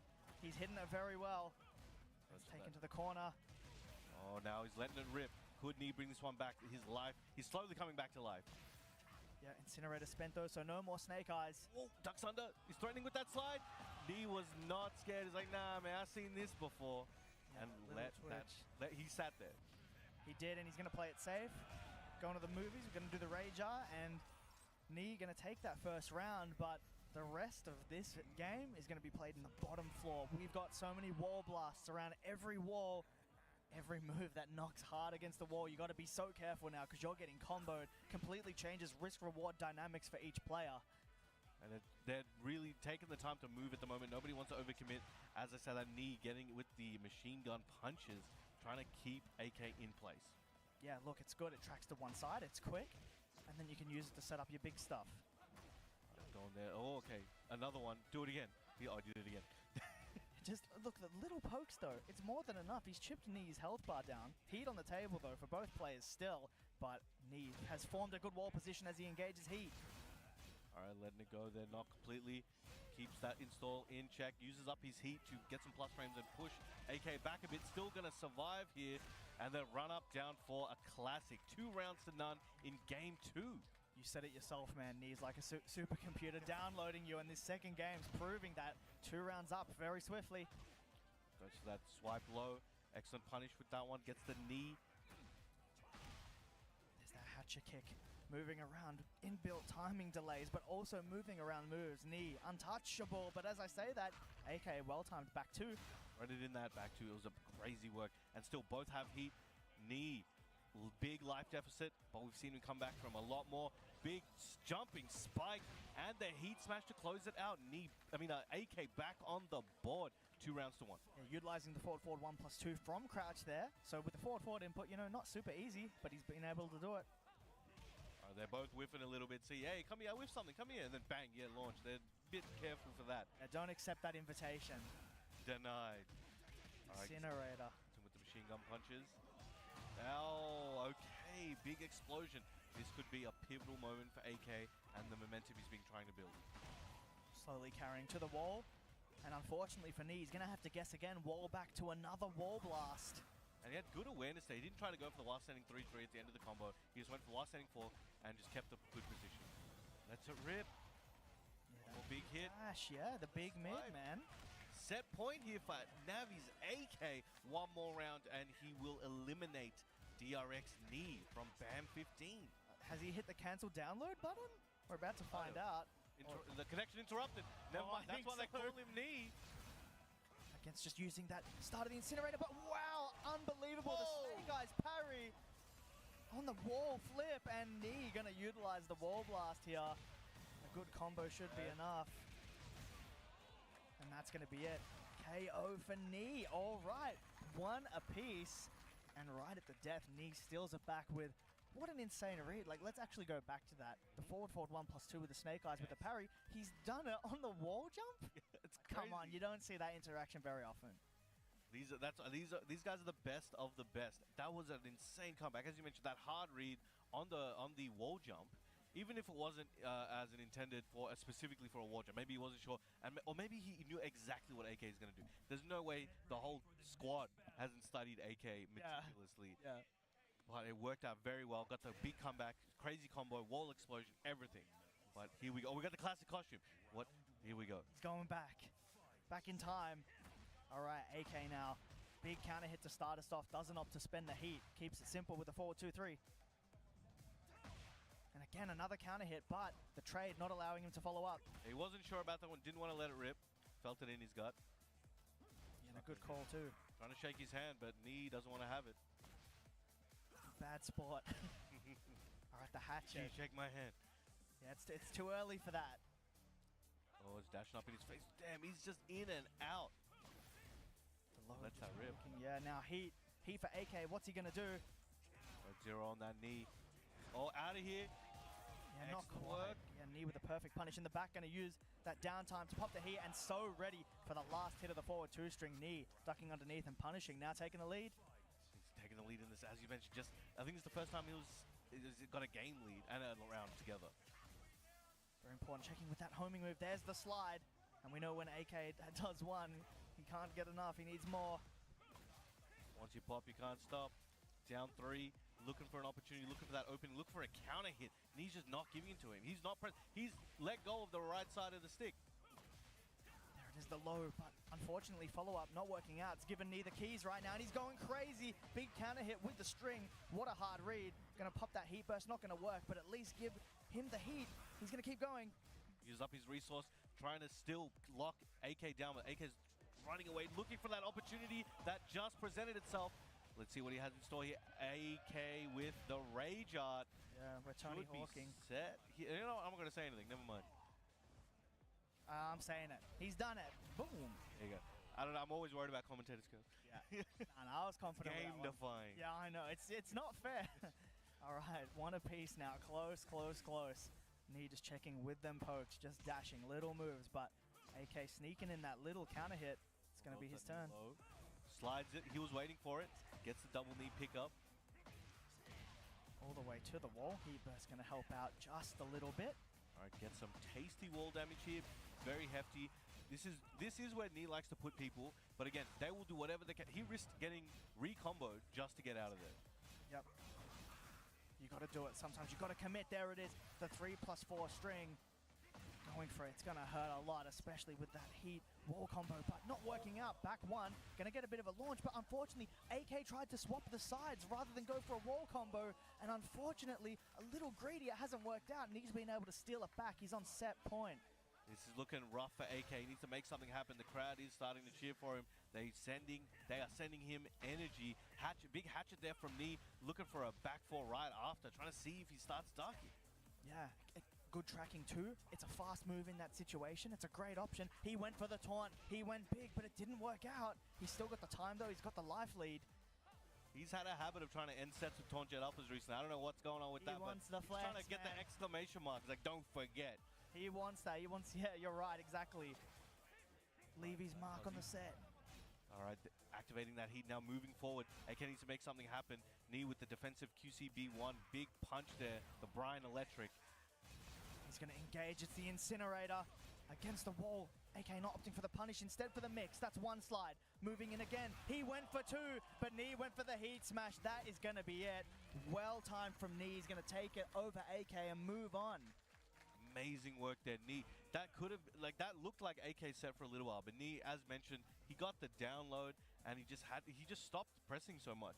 He knew, somehow, he knew the timings that were going to appear and just had some amazing interactions that took AK out. He'll be falling there, but Knee will be moving on and he'll be playing.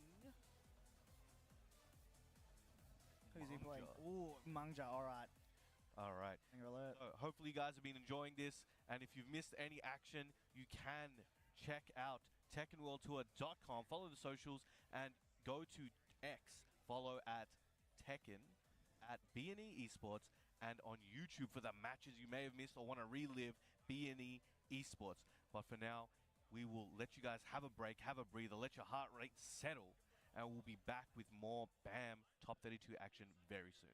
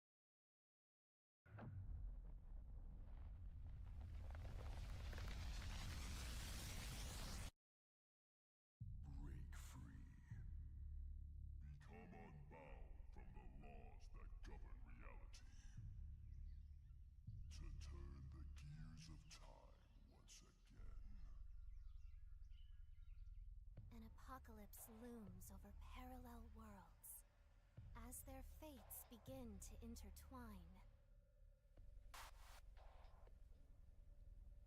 The battle to alter destiny begins.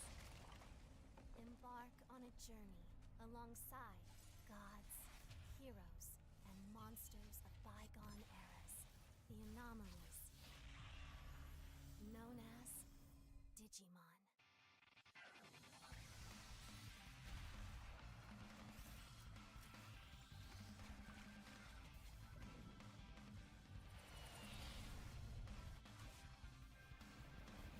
Seize the future.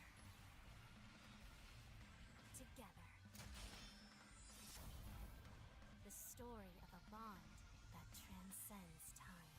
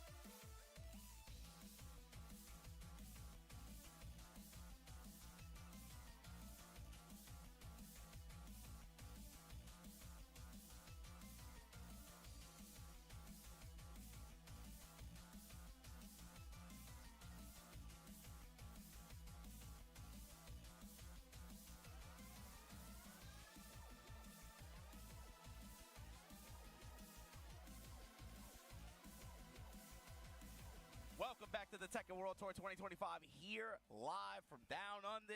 It is Battle Arena Melbourne 15. This event's been going on for, man, a long time, 15 years at this. And it's, you know, last year was my first year being here, and it feels like even it's an even bigger event this year. But we got to get right down to business, Chip. Yeah, straight into it. We got to get this, we got to settle on this top 8 bracket that we're going to see tomorrow. And look, let's just get right into it, man. Yeah. Loser side, everybody's playing for keeps at this point. It's points on the line. It's tickets on the line. It's spots on the line.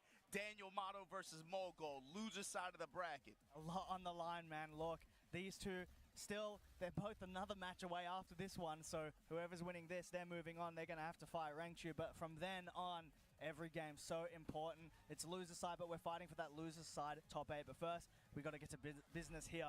Mulgold on the left with tried and true Claudio against Daniel Motto, known for the Jin, and staying with it. Mulgold right now, your #1 seed on the tour as well. Got to talk about the point total. Daniel still in the chase here. Claudio versus Jin. Interesting, too. Both of these guys, you just watched Chikarin and Arson Ash fight, right? Yeah. Chikarin and Arson Ash respectively put both of these guys in the loser side of the bracket. Yeah, yeah. It's just like, it's a rough one. Like, you got to expect names like that when you're seeing these guys on the loser side. But we're moving in. Mulgold starting off with that little back 3. yeah, just conservative pressure, just like the Claudio Classics. Mulgold just does such a good job of getting in your grill, playing real compact and just representing the jab options, the 2-1 options, that high mid string. Yeah. But then you have the back 3s, his placement on those, especially in an open stage like this. Back 1, you know, typically he'll float that a little bit, but then once he gets closer to the wall, that's where the pressure really shines. Exactly, he's just using those small moves to lock you down. Back 3 in particular, very good against the movement. You see players, they try to step guard, they can't make a whiff. They're blocking it. Then he sprinkles in these little lows too. Crouch, that crouching low kick, the snap kick low, like that. You It really backs have up to, into but the there it perfect is. range where he can let it rip if you swing errantly. He controls the space. Master of time and space. Here we go, the Tennessee Quincy special. Yeah, that's it, man. That move doing so much for Mulgold. Just using, as you said, a little bit of the lows, and then you've got that mid as utility for the big cash in on the read or as a whiff punish. He's got his finger always on the button, and there's the guard break. Doesn't fully let it rip, but little poke, that's all he needs. 1 round. And even then in that situation too, that represents like time pressure too. Yeah, Mogul really is, he's like a chef, man. Like when you watch him with this character, it's like the most bland meal ever, by the way. I'm a Claudio hater. It's like the most bland meal ever, but he gets just the right amount of pepper, just the right amount of salt. Still tastes good, you know what I mean? Then throws it in the microwave for like 45 seconds. You got it from a convenience store. All right, big mid heat engage. What are we going to see? He went for that down back 1+2, but Daniel Motto, yeah, the string. Now both of these guys in heat. Spinaroonie gonna check him with the stature kick. Running 2, Starburst on deck. Still got it, Daniel Motto gonna burn the heat. A big read attempt there with a hop kick. Tried to call something out, not gonna work, and there it is again. Forward 1+2, 1+2 catching Daniel Motto. Mogul always keeps this one close to the chest. He's not gonna give you that opening. 2-1 finish. Mogul down. He wants this first game. Threatening him with just the knees. The running 2s now. Daniel, what's your play here? Range 2, you gonna duck? You gonna step? Back 1. No, that's it. It's gonna stop you from doing that. Back 3s, drop the heel on him. He's just trying to get that counter hit. He wants to get one big counter hit for a lot of damage. Gonna be hard though. These pokes, they're quick. Oh, heat for heat. Counter activate. Yeah, it's gonna go in Mulgold's favor. That's not what Daniel wants, but the punish might start off the pressure. It's the plus frames. Again, off the heat dash. Yeah, went for that laser scrape. We saw that twitch duck from Mulgold. He wasn't confident to do anything with it though. Back 3s though, putting these knees on him. He can't move around it, but a nice duck under the electric. All it takes is that one opening. Mulgold's gonna take it. That's that first game. With precision, with speed, with control, Mulgold. It's relatively simple in terms of the move choice, but the execution, it has to be precise, as you said. You have to know where to place it, when to finish, and when to cash in something huge. Everything just coming together like a puzzle for Mulgold there. And we've got Daniel Motto getting a bit of advice, but it's going to need to be good. We're moving on. Characters staying the same, as you'd expect. And the stage now even tighter, right? Mulgold sort of controlling up close. And with a tighter stage, less time to run away. You got to play that close game. It's going to be tougher for Daniel here, especially if Mogul gets any momentum. Because that's the thing, even on that wide open stage, you didn't even really get a chance to see Mogul make that pressure shine. Yeah, we've got the wall now, right? And with the guard break, the threat is gigantic. Before you even get to the guard break, man, just the classics are so good, man. Just the sidestep forward, the back one. The guard break is like the cherry on top, Yeah, yeah. It's extra. It's greedy, man. Or unfortunate, he knew it was launch punishable. Not enough range, and Mulgold ready as ever, getting that hop kick on the whiff. Slash the skies with him. Activate on the balcony, locked and loaded in this corner. Splash damage. Drop the heels on him. And the duck on the high. Mogul right now on cruise control, jabbing with the dead body hits. Yeah, showing him how it's done. It was very good, being able to make that defensive duck when you've been so aggressive. Like, he's able to switch modes so quickly. Okay. Thatcher kicks. Counter hit, Thatcher kicks, counter hit 4-4-3s. Massive. And then here we go. Running in, 2-1. See that hand glowing? Chips, you see that hand glowing? You know How's he what's going to use coming. it? It's going to be something huge. You know it's going to be a good use one. He's getting to that wall. There it is. Catches the movement with the starburst down back 1+2. That's how you know it's cheap, man. Yeah, it's Forget very about cheap. that move. You were talking about all the other Many stuff. good moves. I wasn't thinking about that. And he still got it. If he can get out of the wall, he's got the starburst back from that heat activation. Oh, Daniel, nice. Willing to play that spacing there. Gets the whip punish. Yep. On the recovery kick. They're ready with the Demon Paw. Hopefully, that's something to get him going. But the moment he tries to get going, we haven't seen that down forward 2 yet. But of course, first one's a counter hit. And look where Daniel ends up. The worst possible place. You don't want it. And that wall combo giving the starburst. Just arming him. The hand glowing blue now. Back one. Claudio Classics now. Trying to seal the step. Charge it up just a little bit this time. Activate. Splash. Still got a 2 with the heat. He can go for it again if he wanted, but he doesn't need it. The defense on point. The punishment's enough. Mulgold a round away now from moving on. Just back one. What are you going to do? It covers so much. Daniel Mato's got to come up with something creative right now. Just checking or fishing for that down for one, but once again, one low comes out. It's punished. You know, that's the other thing, too. Daniel earlier, especially against John Ding, you were saying it before we came back. How did he make that John Ding set look like that way? Hit the threat of parry. You haven't seen it represented at all against Mogul. Yeah, could be a bit unsure because the situations, they're more poke heavy, right? It's not as much as going into stances and it's choreographed. It's much more of a commitment. Yeah. 4-4-4. It's going to heat dash. Could this be something for Daniel Mato? Fortunately, not moving into that. Unlucky, though. Yeah. Mogul had that step. He was just a little bit late on the trigger pull there, but that would have been, man, sayonara. It was close, but ultimately, Daniel Mato now a round away from leveling this one. The stature kicks, God. yeah, it looks like you can see him at some points, you know what I mean? It's being blocked so frequently. That's the thing, Chips. Daniel's had good success on landing stature kicks and lows this set, but the ones that get blocked, what happens? Yeah. Mogul comes up with the damage, but then he comes up with the hand glowing blue. Now you're losing the positional battle here. Okay, fine. He gets the hop kick. Yep. Very good. Ready for that heat burst whiff. Going to see a good combo. More importantly, getting a better position. Unfortunate drop, though, but he's going to use that heat smash to push him closer, but retaliating with the back 4-string. Mulgold now set up to get some big damage. And the starburst again for this Oki. It could be a game-ending maneuver. What's he going to use it for? He's going to just run up and grab. Just standing again, wasting the time. There's not much left. Daniel Mato overcommits, and Mulgold threads the needle with the down one. That's going to be it, taking it over. Daniel Mato moving on, but he's not in top 8 yet. He's got his work cut out for him. He's going to move into Rangchu later. Mogul versus Rangchu. I'm pretty sure that has been a top 8 match at some point in the past, even like 5 weeks, right? Yeah. Feels like that. Yeah. But that's again to lock up that last spot on loser's side of the bracket for top 8. So we're gonna hop on over to the other side now, where it's KSK versus CBM, Arson Ass versus Chanel.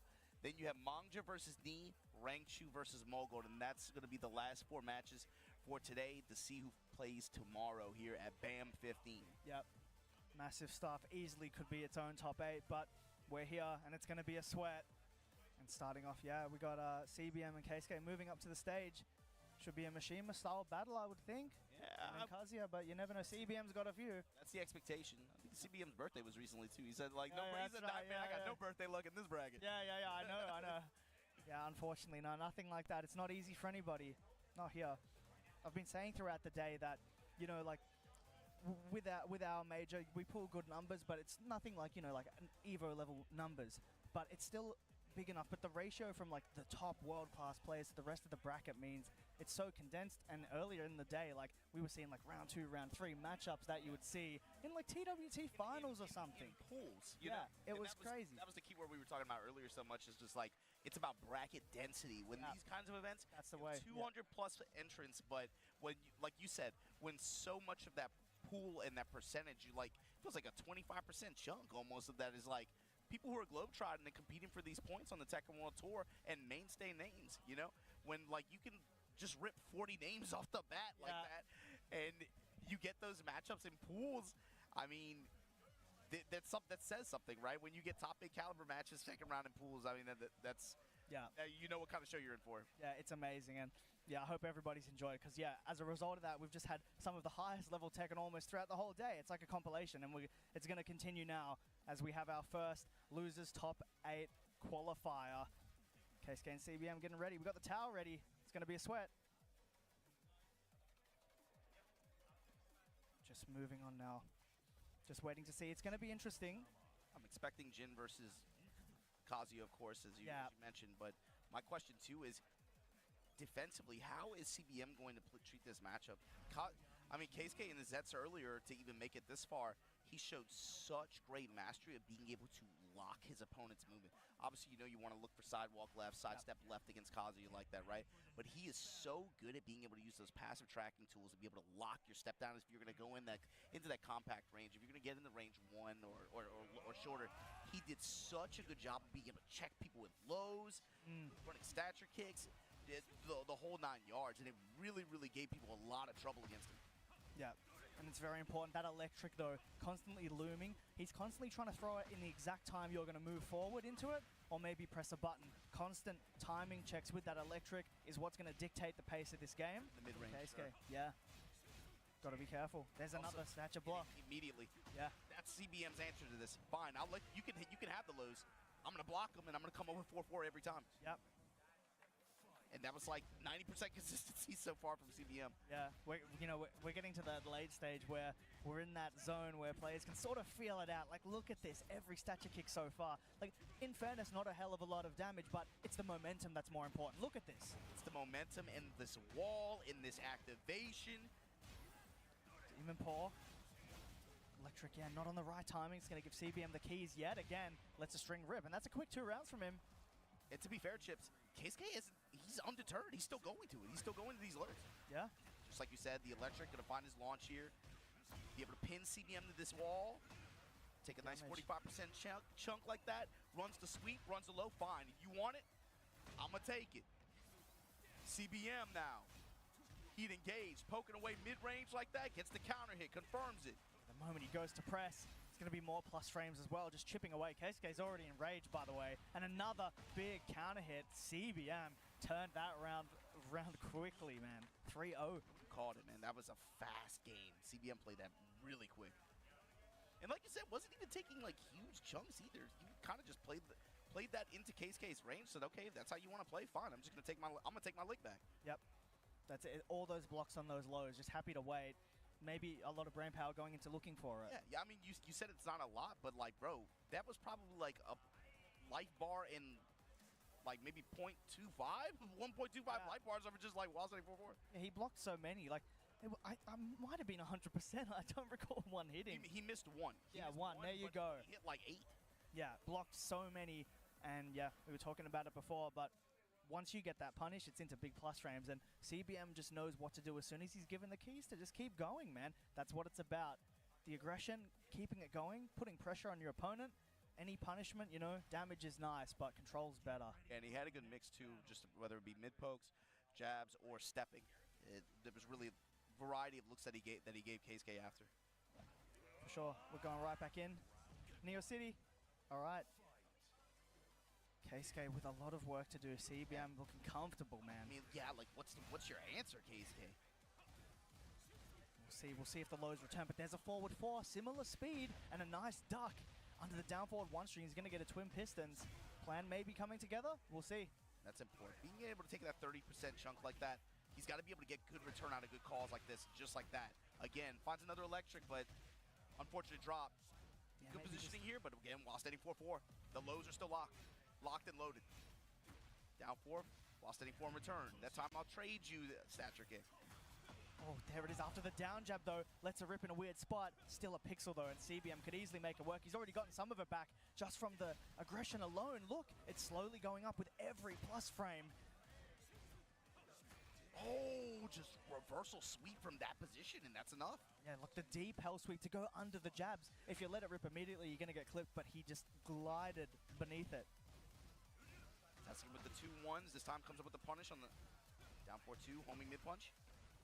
We don't see that too much. CBM still ready for the punish, and there's that Demon Paw.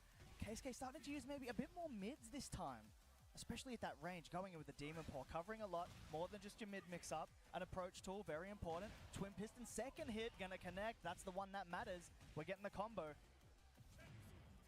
Activation somehow beats the low still. Just in time. Yeah, gets the wave. Or he didn't believe. First hit of Twin Pistons. If he lets that rip with that commitment, he's got it. But that's a big commit there. 1-1-2 Raw catching CBM. All that to get with the dash pressure. Checking his legs. CBM. Mid-strike there after. Yeah, the knee caught him trying to move out of the wall. Another great choice. It's another fast poke. And the slash kick. Starting some more pressure. A well-timed forward 4. On the wall now. Savage sword ender. Trying to seal KSK step at the wall. Just the waiver again. The Demon Paw not working out this time. He's going big. He wants that big counter hit off the down forward 2. But CBM just ready for everything. A perfect parry. On the recovery kick. Yeah. KSK, you got to make something happen here. Be able to get as much health back as possible. He still has rage to use. There's the hell sweep. Yeah, the 3 hit. Then the mid this time. Just got to mix it up, man. All right, KSK doing that well. 2-1. Moving to the right. Looking for CBM. Yeah, adjusting his timing. Yeah. Doesn't want to get stepped. Notice the step, decides to slow it down a little bit. A lot more dashing to realign as well. Backdash, trying to create some space. Upper, oh man, the big time hook fist. He waited so long, but just analyzing what's going to happen and threading that electric. Big damage. And now, Keisuke in an unfavorable position, health-wise and wall-wise, but he's pushed himself out with some good punishment. Down for it. Yes, instant call out. I felt that when we felt that when watching. Yeah, I know. You got the reads, man. No, that's a high. Wrong choice of move. The wave, the tornado there off the wall. Gonna likely get the other wall with the heat dash. And is the wave enough? No. Sliver of health. Wall 74, 2-1. It's one hit. And there it is. There's the big low. It's gonna be huge plus. He's gonna go again. And there it is, CBM just steals it back with the back 2. He took that one opportunity and ran with it, and now is on set point to make it the top 8 side tomorrow, loser's side. Keisuke with the hop sweep. 2-1-4. Back 2. The interruption from Keisuke. Oh, a little hop. Nerves maybe, but there it is. He ducked, he tried, he delayed it, but maybe it gave it away. Crouching in CBM's face, he knew something was up and he's blocked the hell sweep. It's going all the way to the wall. After the high spike got his activation. Ducking heat smash is gone. Keisuke has heat, but not enough time. It's a favorable wall situation though. Keisuke engaging, that's gonna be a lot of useful life against the wall as well. Rage available. Tries to get to the wall. Heat's available, and there it is. He's gonna burn it on the new string. Keisuke cashing out a mid we haven't seen yet. On that slow timing, like that stature kick, man, it's caught CBM. That got really dicey at the end. Yep, that was very, very antsy. It was just a matter of how he hit the wall. If he hit the wall like differently, he's done. But fortunately for him, wasn't a proper wall splat. He took that opportunity, ran with it, didn't panic. In scramble situations like that, it's hard to cook something up, but not for this guy. Ooh, perfect range. Well, that's confidence right there. Yes, 3 of them? Here we go. 4 of them? No.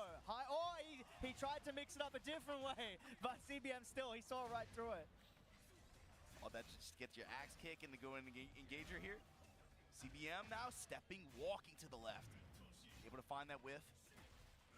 Down 4s to interrupt. What a parry though, ready for it.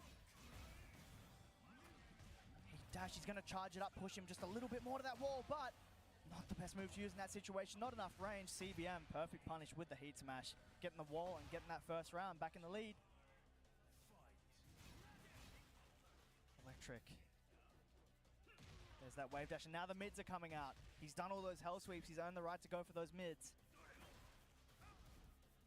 Down for crushing. Here we go. Big counter hit mid. You called it. Yeah, he stepped back. He was ducking, and he was able to let the while standing 2 rip as soon as he saw the whiff. Big damage, heat on the table for CBM's wake up. A lot of damage too. Now KSK, how you gonna burn this heat? Splits kick. The rage art, not able to tank the low. Yeah, it was a situation. He was feeling the pressure, felt that Keisuke would keep pressing. He was right, but wasn't thinking about the life situation. Keisuke able to take it out. Statue kick again. Lows, lows. Trying to again seal that step a little bit. Look for CBM to try to get that micro step left. No, back to the game 1 now. Yeah, this is exactly how it started. 2-1-4, now we activate. Keisuke with the step left of his own. Got the cancel off in time, down forward 2.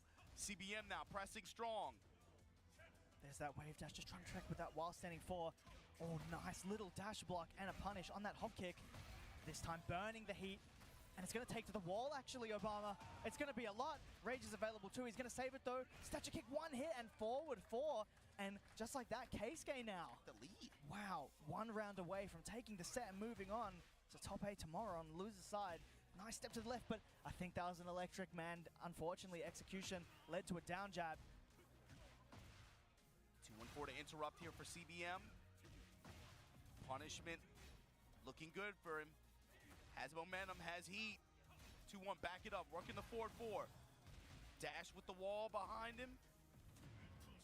He pressed to get out of it though, and he uses it to get out of the wall. Another potentially failed electric, but he's going to keep moving. Another wave with the dash. Oh yeah, down jab to option select the string. It should be 1 more guess, and he goes big.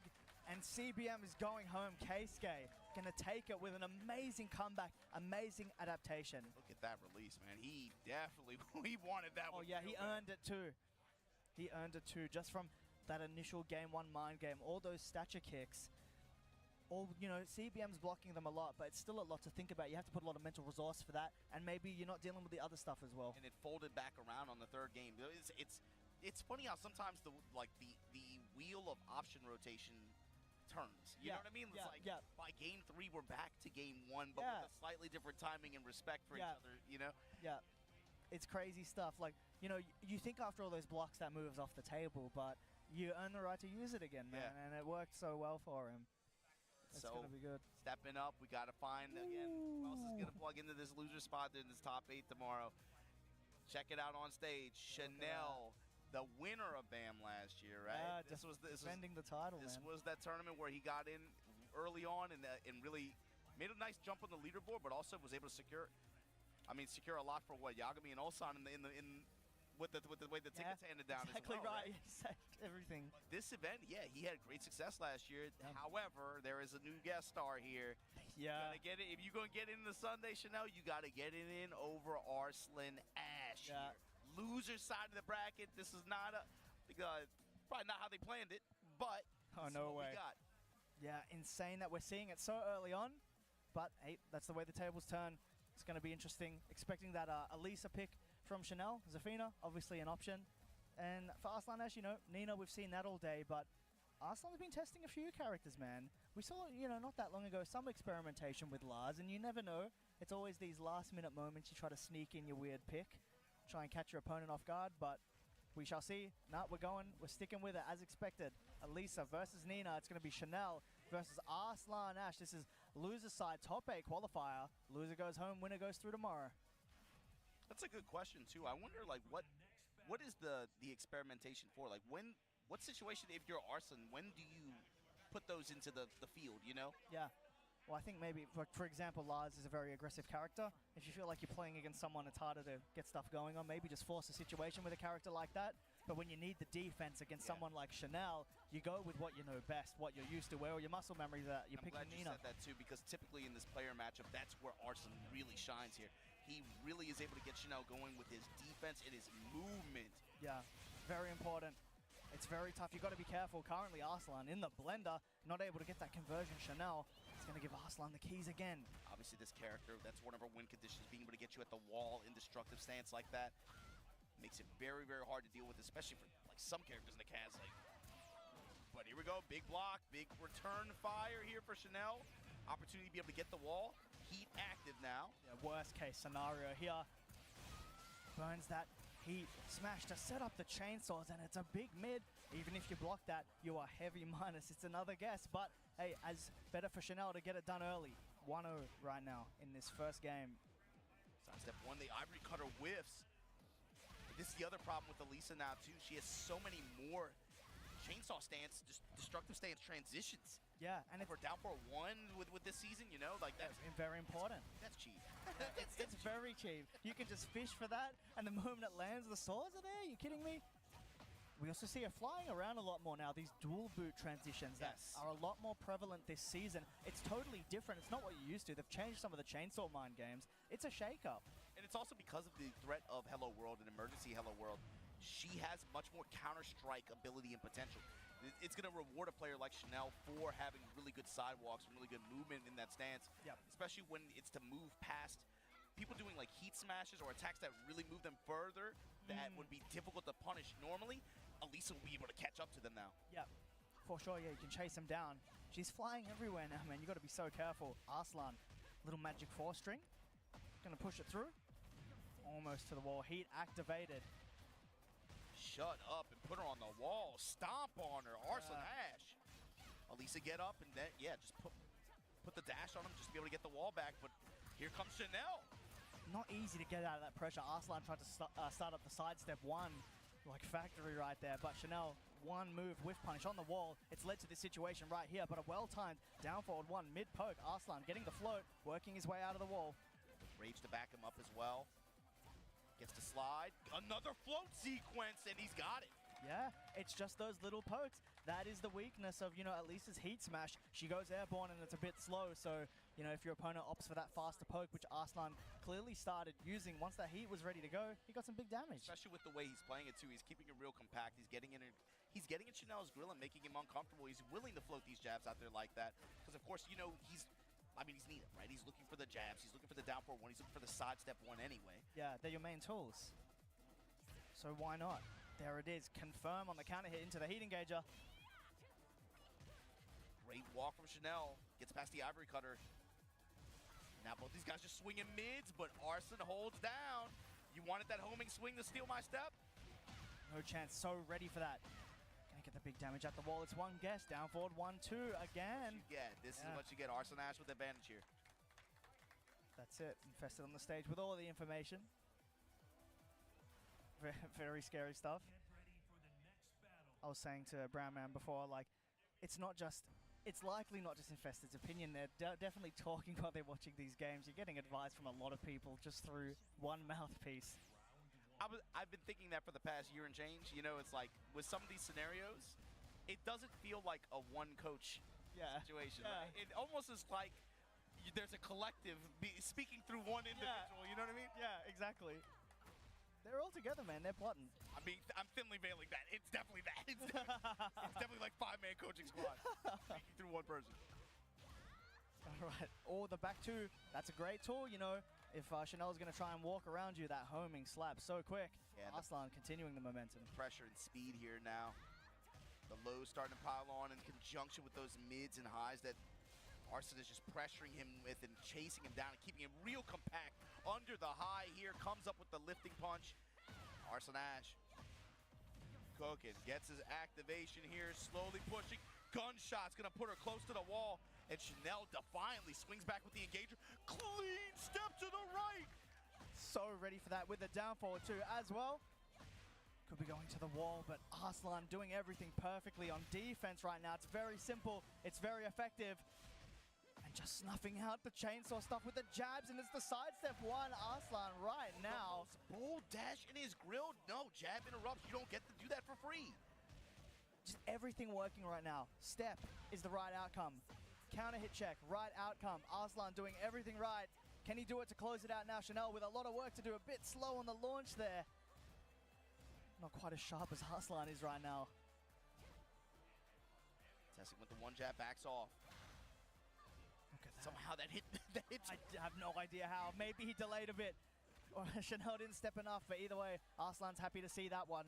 Heat on the table for both. Still, the pokes are there. Down forward 1-2, man. It's centered around that. Heat available now. Ooh, went for the armor. Can't heat dash off that anymore. Throw broken. There it is. Finally burns the heat.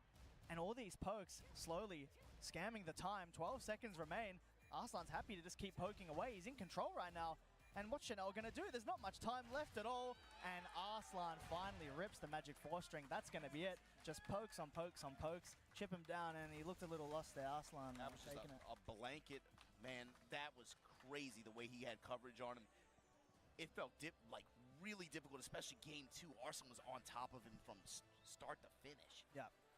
Ultimately, the move choice, yeah, relatively simple. But yeah, as we were saying, man, just those little pokes, just getting all the right interrupts, using the homing tools at the right time. It was just complete control, really, from Arslan. I mean, it felt like 90% of the match was played just in the most compact range possible, and Chanel just felt like he was on the back foot from jump. Yeah, yeah. Very important, but you got to do it. That's another one we got. So Arslan Ash, we'll see him tomorrow on loser side of the bracket. Stepping up to the plate now. Knee versus Mangja. I feel like I've seen this before. Yeah. Both of these guys going at it here on loser side of the bracket to again see just who else is going to join us tomorrow morning here at BAM 15. BAM! Yeah, very important. Got to get those points, and if you haven't qualified, man, for EWC, now is the time. You got to get it done. Especially for someone like Mangja, who, you know, he kind of fell off a little bit towards the latter half of last year after a really great start there in EVO Japan, right? And again, I've been harping it at the whole stream.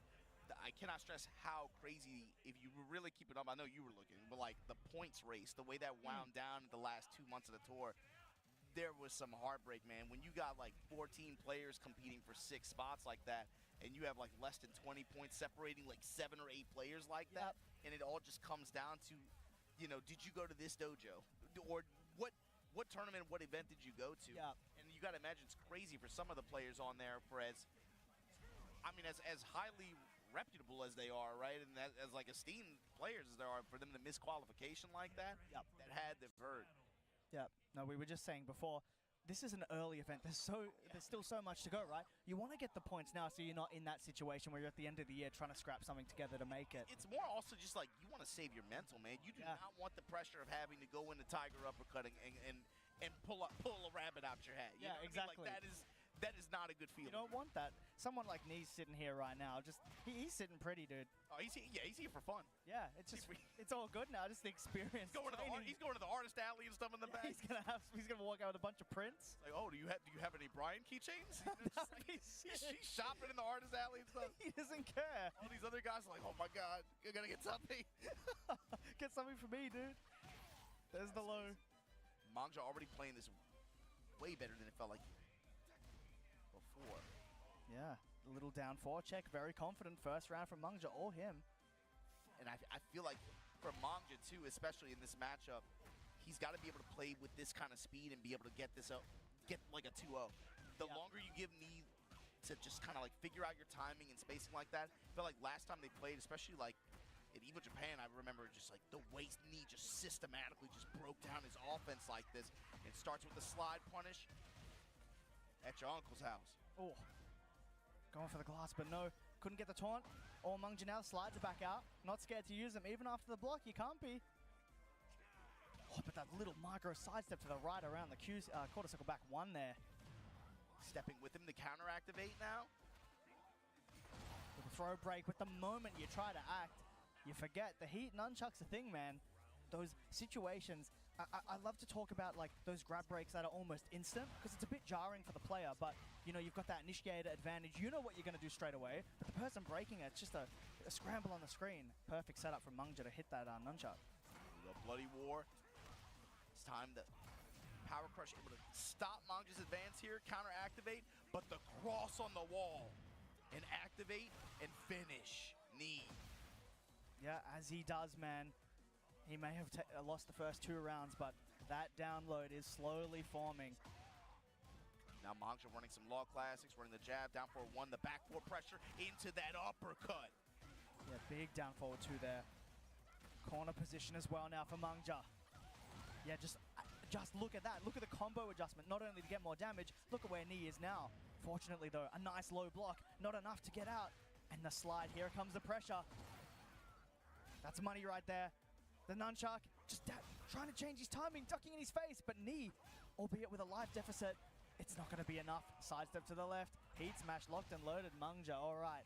He's got that first game, but you know how it goes. You know the story, man. Knee is not out of this. We'll see it time and time again. Game one goes to something else. Knee walks out victorious. Is it going to happen again, or is Mangja going to keep adapting as Knee does as well? Watching Mangja and apply his pressure too. On the other side of that, the players who have had really good success against him, you're going to talk about like Nobi, Knee, also Edge today, right? Look at how well they're able to tone down his pressure and his advances, especially when he tries to approach with those while standing four loops.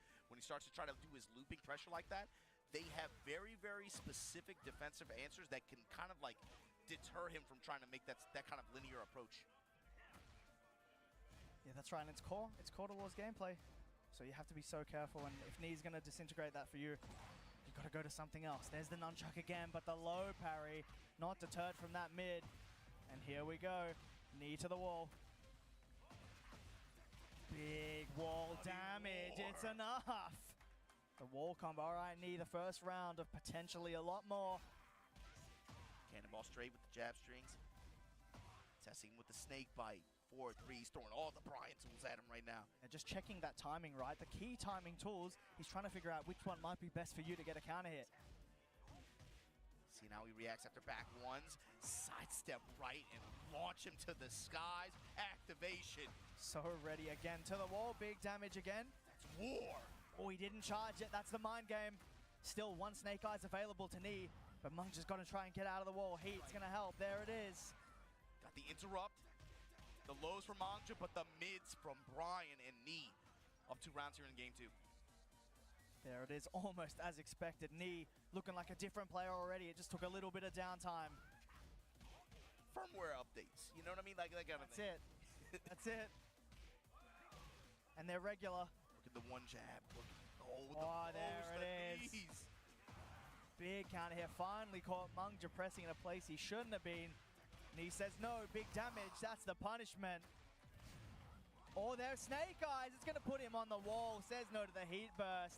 Knee swiftly leveling it now, 1-1. My goodness. He was just so ready, he had the Snake Eyes parry locked and loaded. We saw a few times when Mangja was needed to get out of the corner, he went to that heat burst. So having something that sort of armors through that, perfect read. All right, off to Victor's stage. All right, it's going to be same old as expected. All right, one apiece. Final game to go through. Yeah, going to cycle back to this back four, trying to get this compact, typical Law approach here. While standing 4, goes with the low after.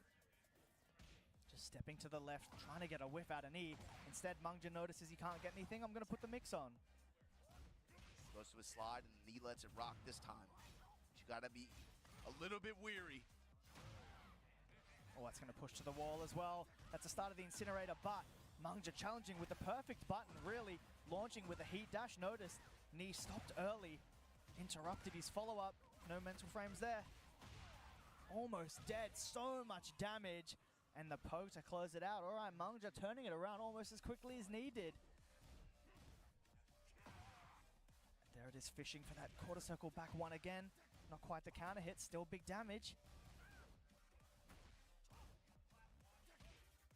On the jab, tracking a little bit, realigning, right? Clockwise to counterclockwise step and dashing to realign like that. Looking for some cannonball straight placement. You got to be careful not to overstep here. Law has the 10 frame, instead he's going to burn it on the 14 frame. Heat smash, and just now pressure on pressure, finding different ways to get that low to hit, and then right as Knee goes to commit, the sidestep into the down forward too. Million step. Look at the reward here. Problem though, Knee with resources. The denial on the while standing 4 and the pressure after finds the counter hit launch. Not the first time we've seen it. He went for taunt. Maybe a little too confident, but the armor gets knee out of it. Not much time, and knowing Mungja had to make something happen, challenges quickly with a jab string. Down back 3. And just dashing again. Just wants to play around that jab knee. It controls a lot. It's beautiful, man. The little Tekken that he's playing right now. There it is, just sticking with the mid. You can't duck into that. And now the hatchet comes out, now that he's respecting. Beats the low on the activation. Counter activation from Mungja. Low snap kick. Jab again, and tried to fish for that timing on the heat smash. Instead he's gonna burn the incinerator. Just checking, stops early though. Mids. He needs a hit. There's not much time, Obama. 14 seconds left, and that's it. The homing knee now 1 round away from moving on. Top 8 losers side to be there tomorrow.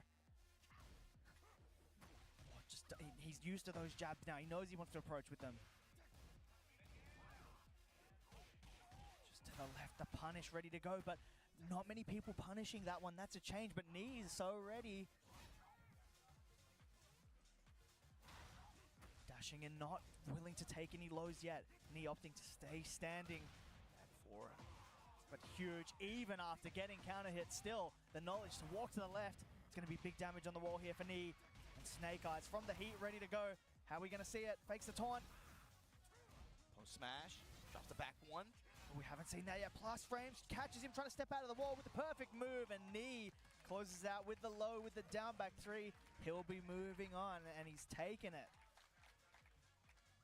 Unbelievable adaptation. Yeah, that was, man, the way he slowed that down. Again, it just felt like every time he was in a right call, he was also in range each time to just continue doing what he wanted to do. Yeah. Always just felt like one step, especially like game 2, game 3, felt like he was just one step ahead of him the whole time. Yeah.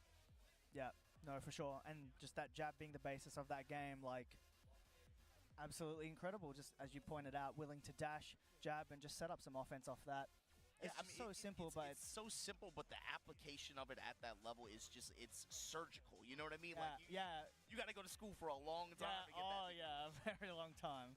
And so with that said, we're now rounding out our top 8 for tomorrow, guys. There is a load of Tekken World Tour Master points up for grabs here. There's EWC tickets up for grabs as well, but we got to find who is going to be the last member of that loser's bracket slot. So with that said, check out the stage. We got Mogold versus Rangchu. This could have been a grand final. This could have been a top 8. Easy grand final potential, but we're duking it out for very big stakes. Yeah, you got to survive, man. If you want to be here tomorrow, having a good time on the stage, got to win this one. Gonna be massive. So my question with Rangchu is going to be character choice. Yeah. He's been running this 3-character shell. Yeah. The question is, who does he go with?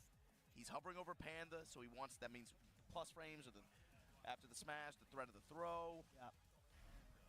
Locking it in, actually. We saw a lot of Lydia a little bit earlier. He's had her in the back as well.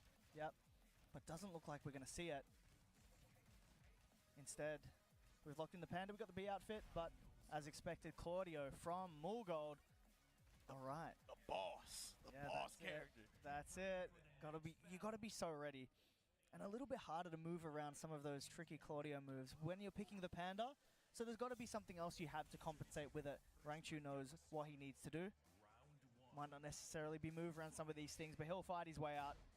Straight into hunting. Very confident. Swiping. Immediately angry hook. Not the best return, but finds the bear uppers. Yeah, very impressive. Getting that counter hit, such a high commit, but he knew. To the wall as well. And Heat ready to go. So much damage. 93 and then some. Burns the smash. It's going to be a mix. Yeah, the mid. The Hornet Buster out of Hunting Bear stance. Gets the tornado at the wall. The pressure right now. Okay, Mogul right back at you. That's a lot of health that he got back. Yeah, a lot of damage he did. He can get a lot more. Break his guard. He had to press there. Guard. Off the ground, he went for it again, and this time got the tornado. It does that on airborne and uses the heat dash to convert that little bit more. Doing a rage art with that much health, by the way. Look at that, he's got more than half his life bar. He's still new. That was cheap as hell. That was. That is so cheap. That was crazy, but that scaling with that life bar didn't help. Rangchu's being given a pixel. There's no time. He knew he had to dash in running too. And then he starts zoning after that, man. He's shooting arrows. I know. He had that ready to go 20 seconds ago. Power crush, punish it. Papa Bear on the prowl. He didn't like that last round. Testing him with the one jab. Bear X. Back to the wall, Mogold. Using that throw break to get the punish, and there we go. Yeah, It's gonna be. Oh, he used it as a mix-up. Typically, there's a guaranteed option. Instead, opted to use the plus frames for the hop kick. And that's it. Got the damage he needed. 7 gold and quick response from Rangchu there. Creative offense as well, but big forward 4 counter hit. Again, you see they're showcasing one reason why maybe he went with Panda here. In addition to the plus frames after the heat smash, the threat of Shoshumi, that throw. Yep. Just trying to swipe. Mogold looking for a way in, but the moment he commits, there's the G-Clef. To activate at the wall here. Rangchu, what's your answer? Roly-poly, toot that thing up. And yeah, Mogold pushed back. Very helpful there, but went for a hop kick. Thought he'd catch Rangchu moving in. Instead, he's found himself in the corner for a second time. Heat Burst going to help with that, though. He's slowly stepping out, but the moment he tries, hop kick. One more hit for Rangchu. No, that's not going to be it. Not the right punish, or maybe slow. The down forward 4, though, going to be more than enough. All right, Rangchu, a round away from getting that first game. Important lead to have right now. Just backdashing and then jabbing, making sure Mogold just doesn't come in. You got to use those fast moves when, you know, well, he's going to approach with running moves and advancing movement. Yo, making Mogold's offense look very manageable here with just challenging. Just challenges. Yeah, just a quick little jab. It might not do much damage, but we always talk about getting the turn back. An unfortunate drop, but he's going to pick it up against 7 gold and let his Rangchu take in that first game with Panda. You called it before they started. You know, it's like if you can't move, right? If you can't rely on your movement in your box, if your hurt box is that big, well, you got to have some kind of answer. And Rangchu just showed you. He's like, no, dude, I challenge. Yeah. Like, I know what's coming. I'm going to just challenge. I'm not going to let you bully like that. Yeah. And I'm a bear. Yeah, exactly. with a long-range jab. And that could really just be the reasoning. Just controlling with the long-range one there. Shutting a lot of the offense down right now. And also just kind of presenting an obstacle field like with tools like that, with Angry Hook in mid-range, to where Claudio can't. It's going to feel risky to try to approach it some of the same ways that he is in some other matchups. Yeah. And a hop kick as well, catching the sidestep right. Rangchu picking up, right where he left off. It's another round.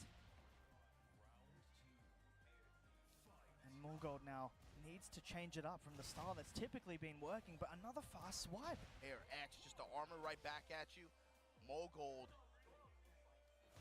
Momentum completely on Rangchu's side right now, running 2. Yeah, using it again as well. The backdash, there's that 1+2 punish. We're gonna get another hunting mix and finally cashing in. Just to take a bite out you. Yeah. Just to run these lows. And another trade. Set point, Rangchu. Very quickly, swiftly, Rangchu. But that's what you need. Dealing with the jabs directly now with the high crush. Well, we see it again. Jabs of his own. Mogold tries to cash in the mid, gets nothing for it. Earns a starburst too. Don't worry, he got it right back. Heat's been activated. There's one. Rangchu now. Step. Testing with the back 3. Spinaroonie. Shoshumi. There it is. Takes the guaranteed this time. He didn't need too much. Back into hunting. And in and out. And the moment he approaches, the G-Clef's ready to go again. It's just a jab timing mind game right now for Rangchu. Again. He can't get in. Again. What are you going to do, man? You got to address it. It's all counters too. He understands Mogold's timing right now. Yeah. Rolling around. He's happy to wait, but no oversteps, overcommits. And Mogold happy to be patient enough. An unfortunate drop, but the timer, you can't help but think it's in Mogold's hands right now. All right, back on the board. Just dashing. Oh, big. That's a horrible trade. Rangchu losing a lot of life, and here we go. All right, Mogold starting to utilize a bit more movement on the defensive approach. There's the guard break, charge it up. Gonna get that heat engage. Thought he might contest there. He slowed it down, but unfortunate whiff there. Rangchu's going to get a slight punish, and he went for that big mid, thinking Mulgold would duck. There's that grab again. Take the guarantee this time. Low swipe into the roly-poly. He got caught. He wanted the plus frames. Instead, he's getting a combo. It's going all the way to the wall. Both plays with the rage available. Mulgold, not much life to play with. Gets the punish, though. Ready for it this time and charges it up. That's going to be on the wall, and he's going to play it safe with the rage art. Guard break to extend this game. He was trying. He gave him that chance. He did a half charge, and you know he ate it the first time on the full charge. Second time, half charge. He didn't do anything about it. Mulgold went right back to what works, charging it up, and has a chance to take a game here to level it. X trading lows, trading mids. Angry hook. The jab had a float. No conversion. Yeah, he couldn't convert off it, but Hunting, what's he going to do? He's just waiting. He's making things whiff with the stance. Mulgold, though, a very nice punish. There's the starburst. Hands are blue. And again under the challenge. Burst. And here we go. Activate. Extending to the wall. It's going to be massive. Yeah, it's going to be hard. And, oh, a half charge. But the bear legs might turn this around. 15 seconds left. These rounds have been long. Spikes the plus frames. What does he do? Goes mid. Honeybee Buster. Jab again. There's not much time. Angry hook. Yo, he's got the lead. He's got it. The hop kick doesn't work. Rangchu scams it out with a timer. Just with the pokes. It's more than enough. And he goes through as our final qualifier for the top 8 tomorrow, Obama. Last jab to cement it too, just to make sure. Oh my God, that felt really, really tense at the last. I know. I had no idea what was going to happen, but ultimately he was just able to just drag it out long enough to the point where Mulgold didn't have much of a choice. But that's going to round out your top 8 for tomorrow. We'll see the conclusion, of course, BAM 15 there. You can see Chikarin versus Ulsan, Farzine versus Nobi in winner side. Loser side, Arslan Ash going to have to go up against Keisuke. Rangchu going to have to fight Knee. You guys can see that bright and early tomorrow here at BAM 15 on the Tekken World Tour, this master event. Chips, what's it like being able to host this kind of event here again, to have all this international competition, not just from North America, not just from Europe, not just from Pakistan? What's it like just hosting this event out here again like this and seeing everybody come through for it? Yeah, no, it's been the best event I've been to personally. I've had so much fun, and it's been just great to see everybody come out and see in the flesh in Australia all these top players battling it out from around the world. I know it's not easy to get to, especially for you guys in NA and EU, but people made it down. It feels so good. I loved watching it. I loved commentating it with you, with everybody. It's been fantastic. Yeah, this event was a lot of fun for me last year. It was my first time, but this one just as fun, man. Yeah. This was we had some really good matches. The benefit of even early on in pools, we had a lot of high quality, high caliber matches, which you would come to expect, of course, from master events here on the Tekken World Tour 2025. So with that said, we have our top 8 rounded out. You guys are going to be able to enjoy some more high caliber matches tomorrow with all these points at stake. But if you guys missed anything this weekend, make sure you go to TekkenWorldTour.com. Follow our socials at Tekken, at B&E Esports on YouTube and Twitter. Stay up to date with everything Tekken World Tour 2025. And so with that said, Chips, you got anything to say? That's going to be it. No, I'm just very thankful to be here. Thankful to be here alongside you. It's been a pleasure, as always. Man, as always. To do it again with you. Yeah, big ups to everybody from Australia who came out for this event. Big ups to everybody from around the world who stayed up with us to enjoy it. And with that said, we'll catch you guys tomorrow. Everybody be easy.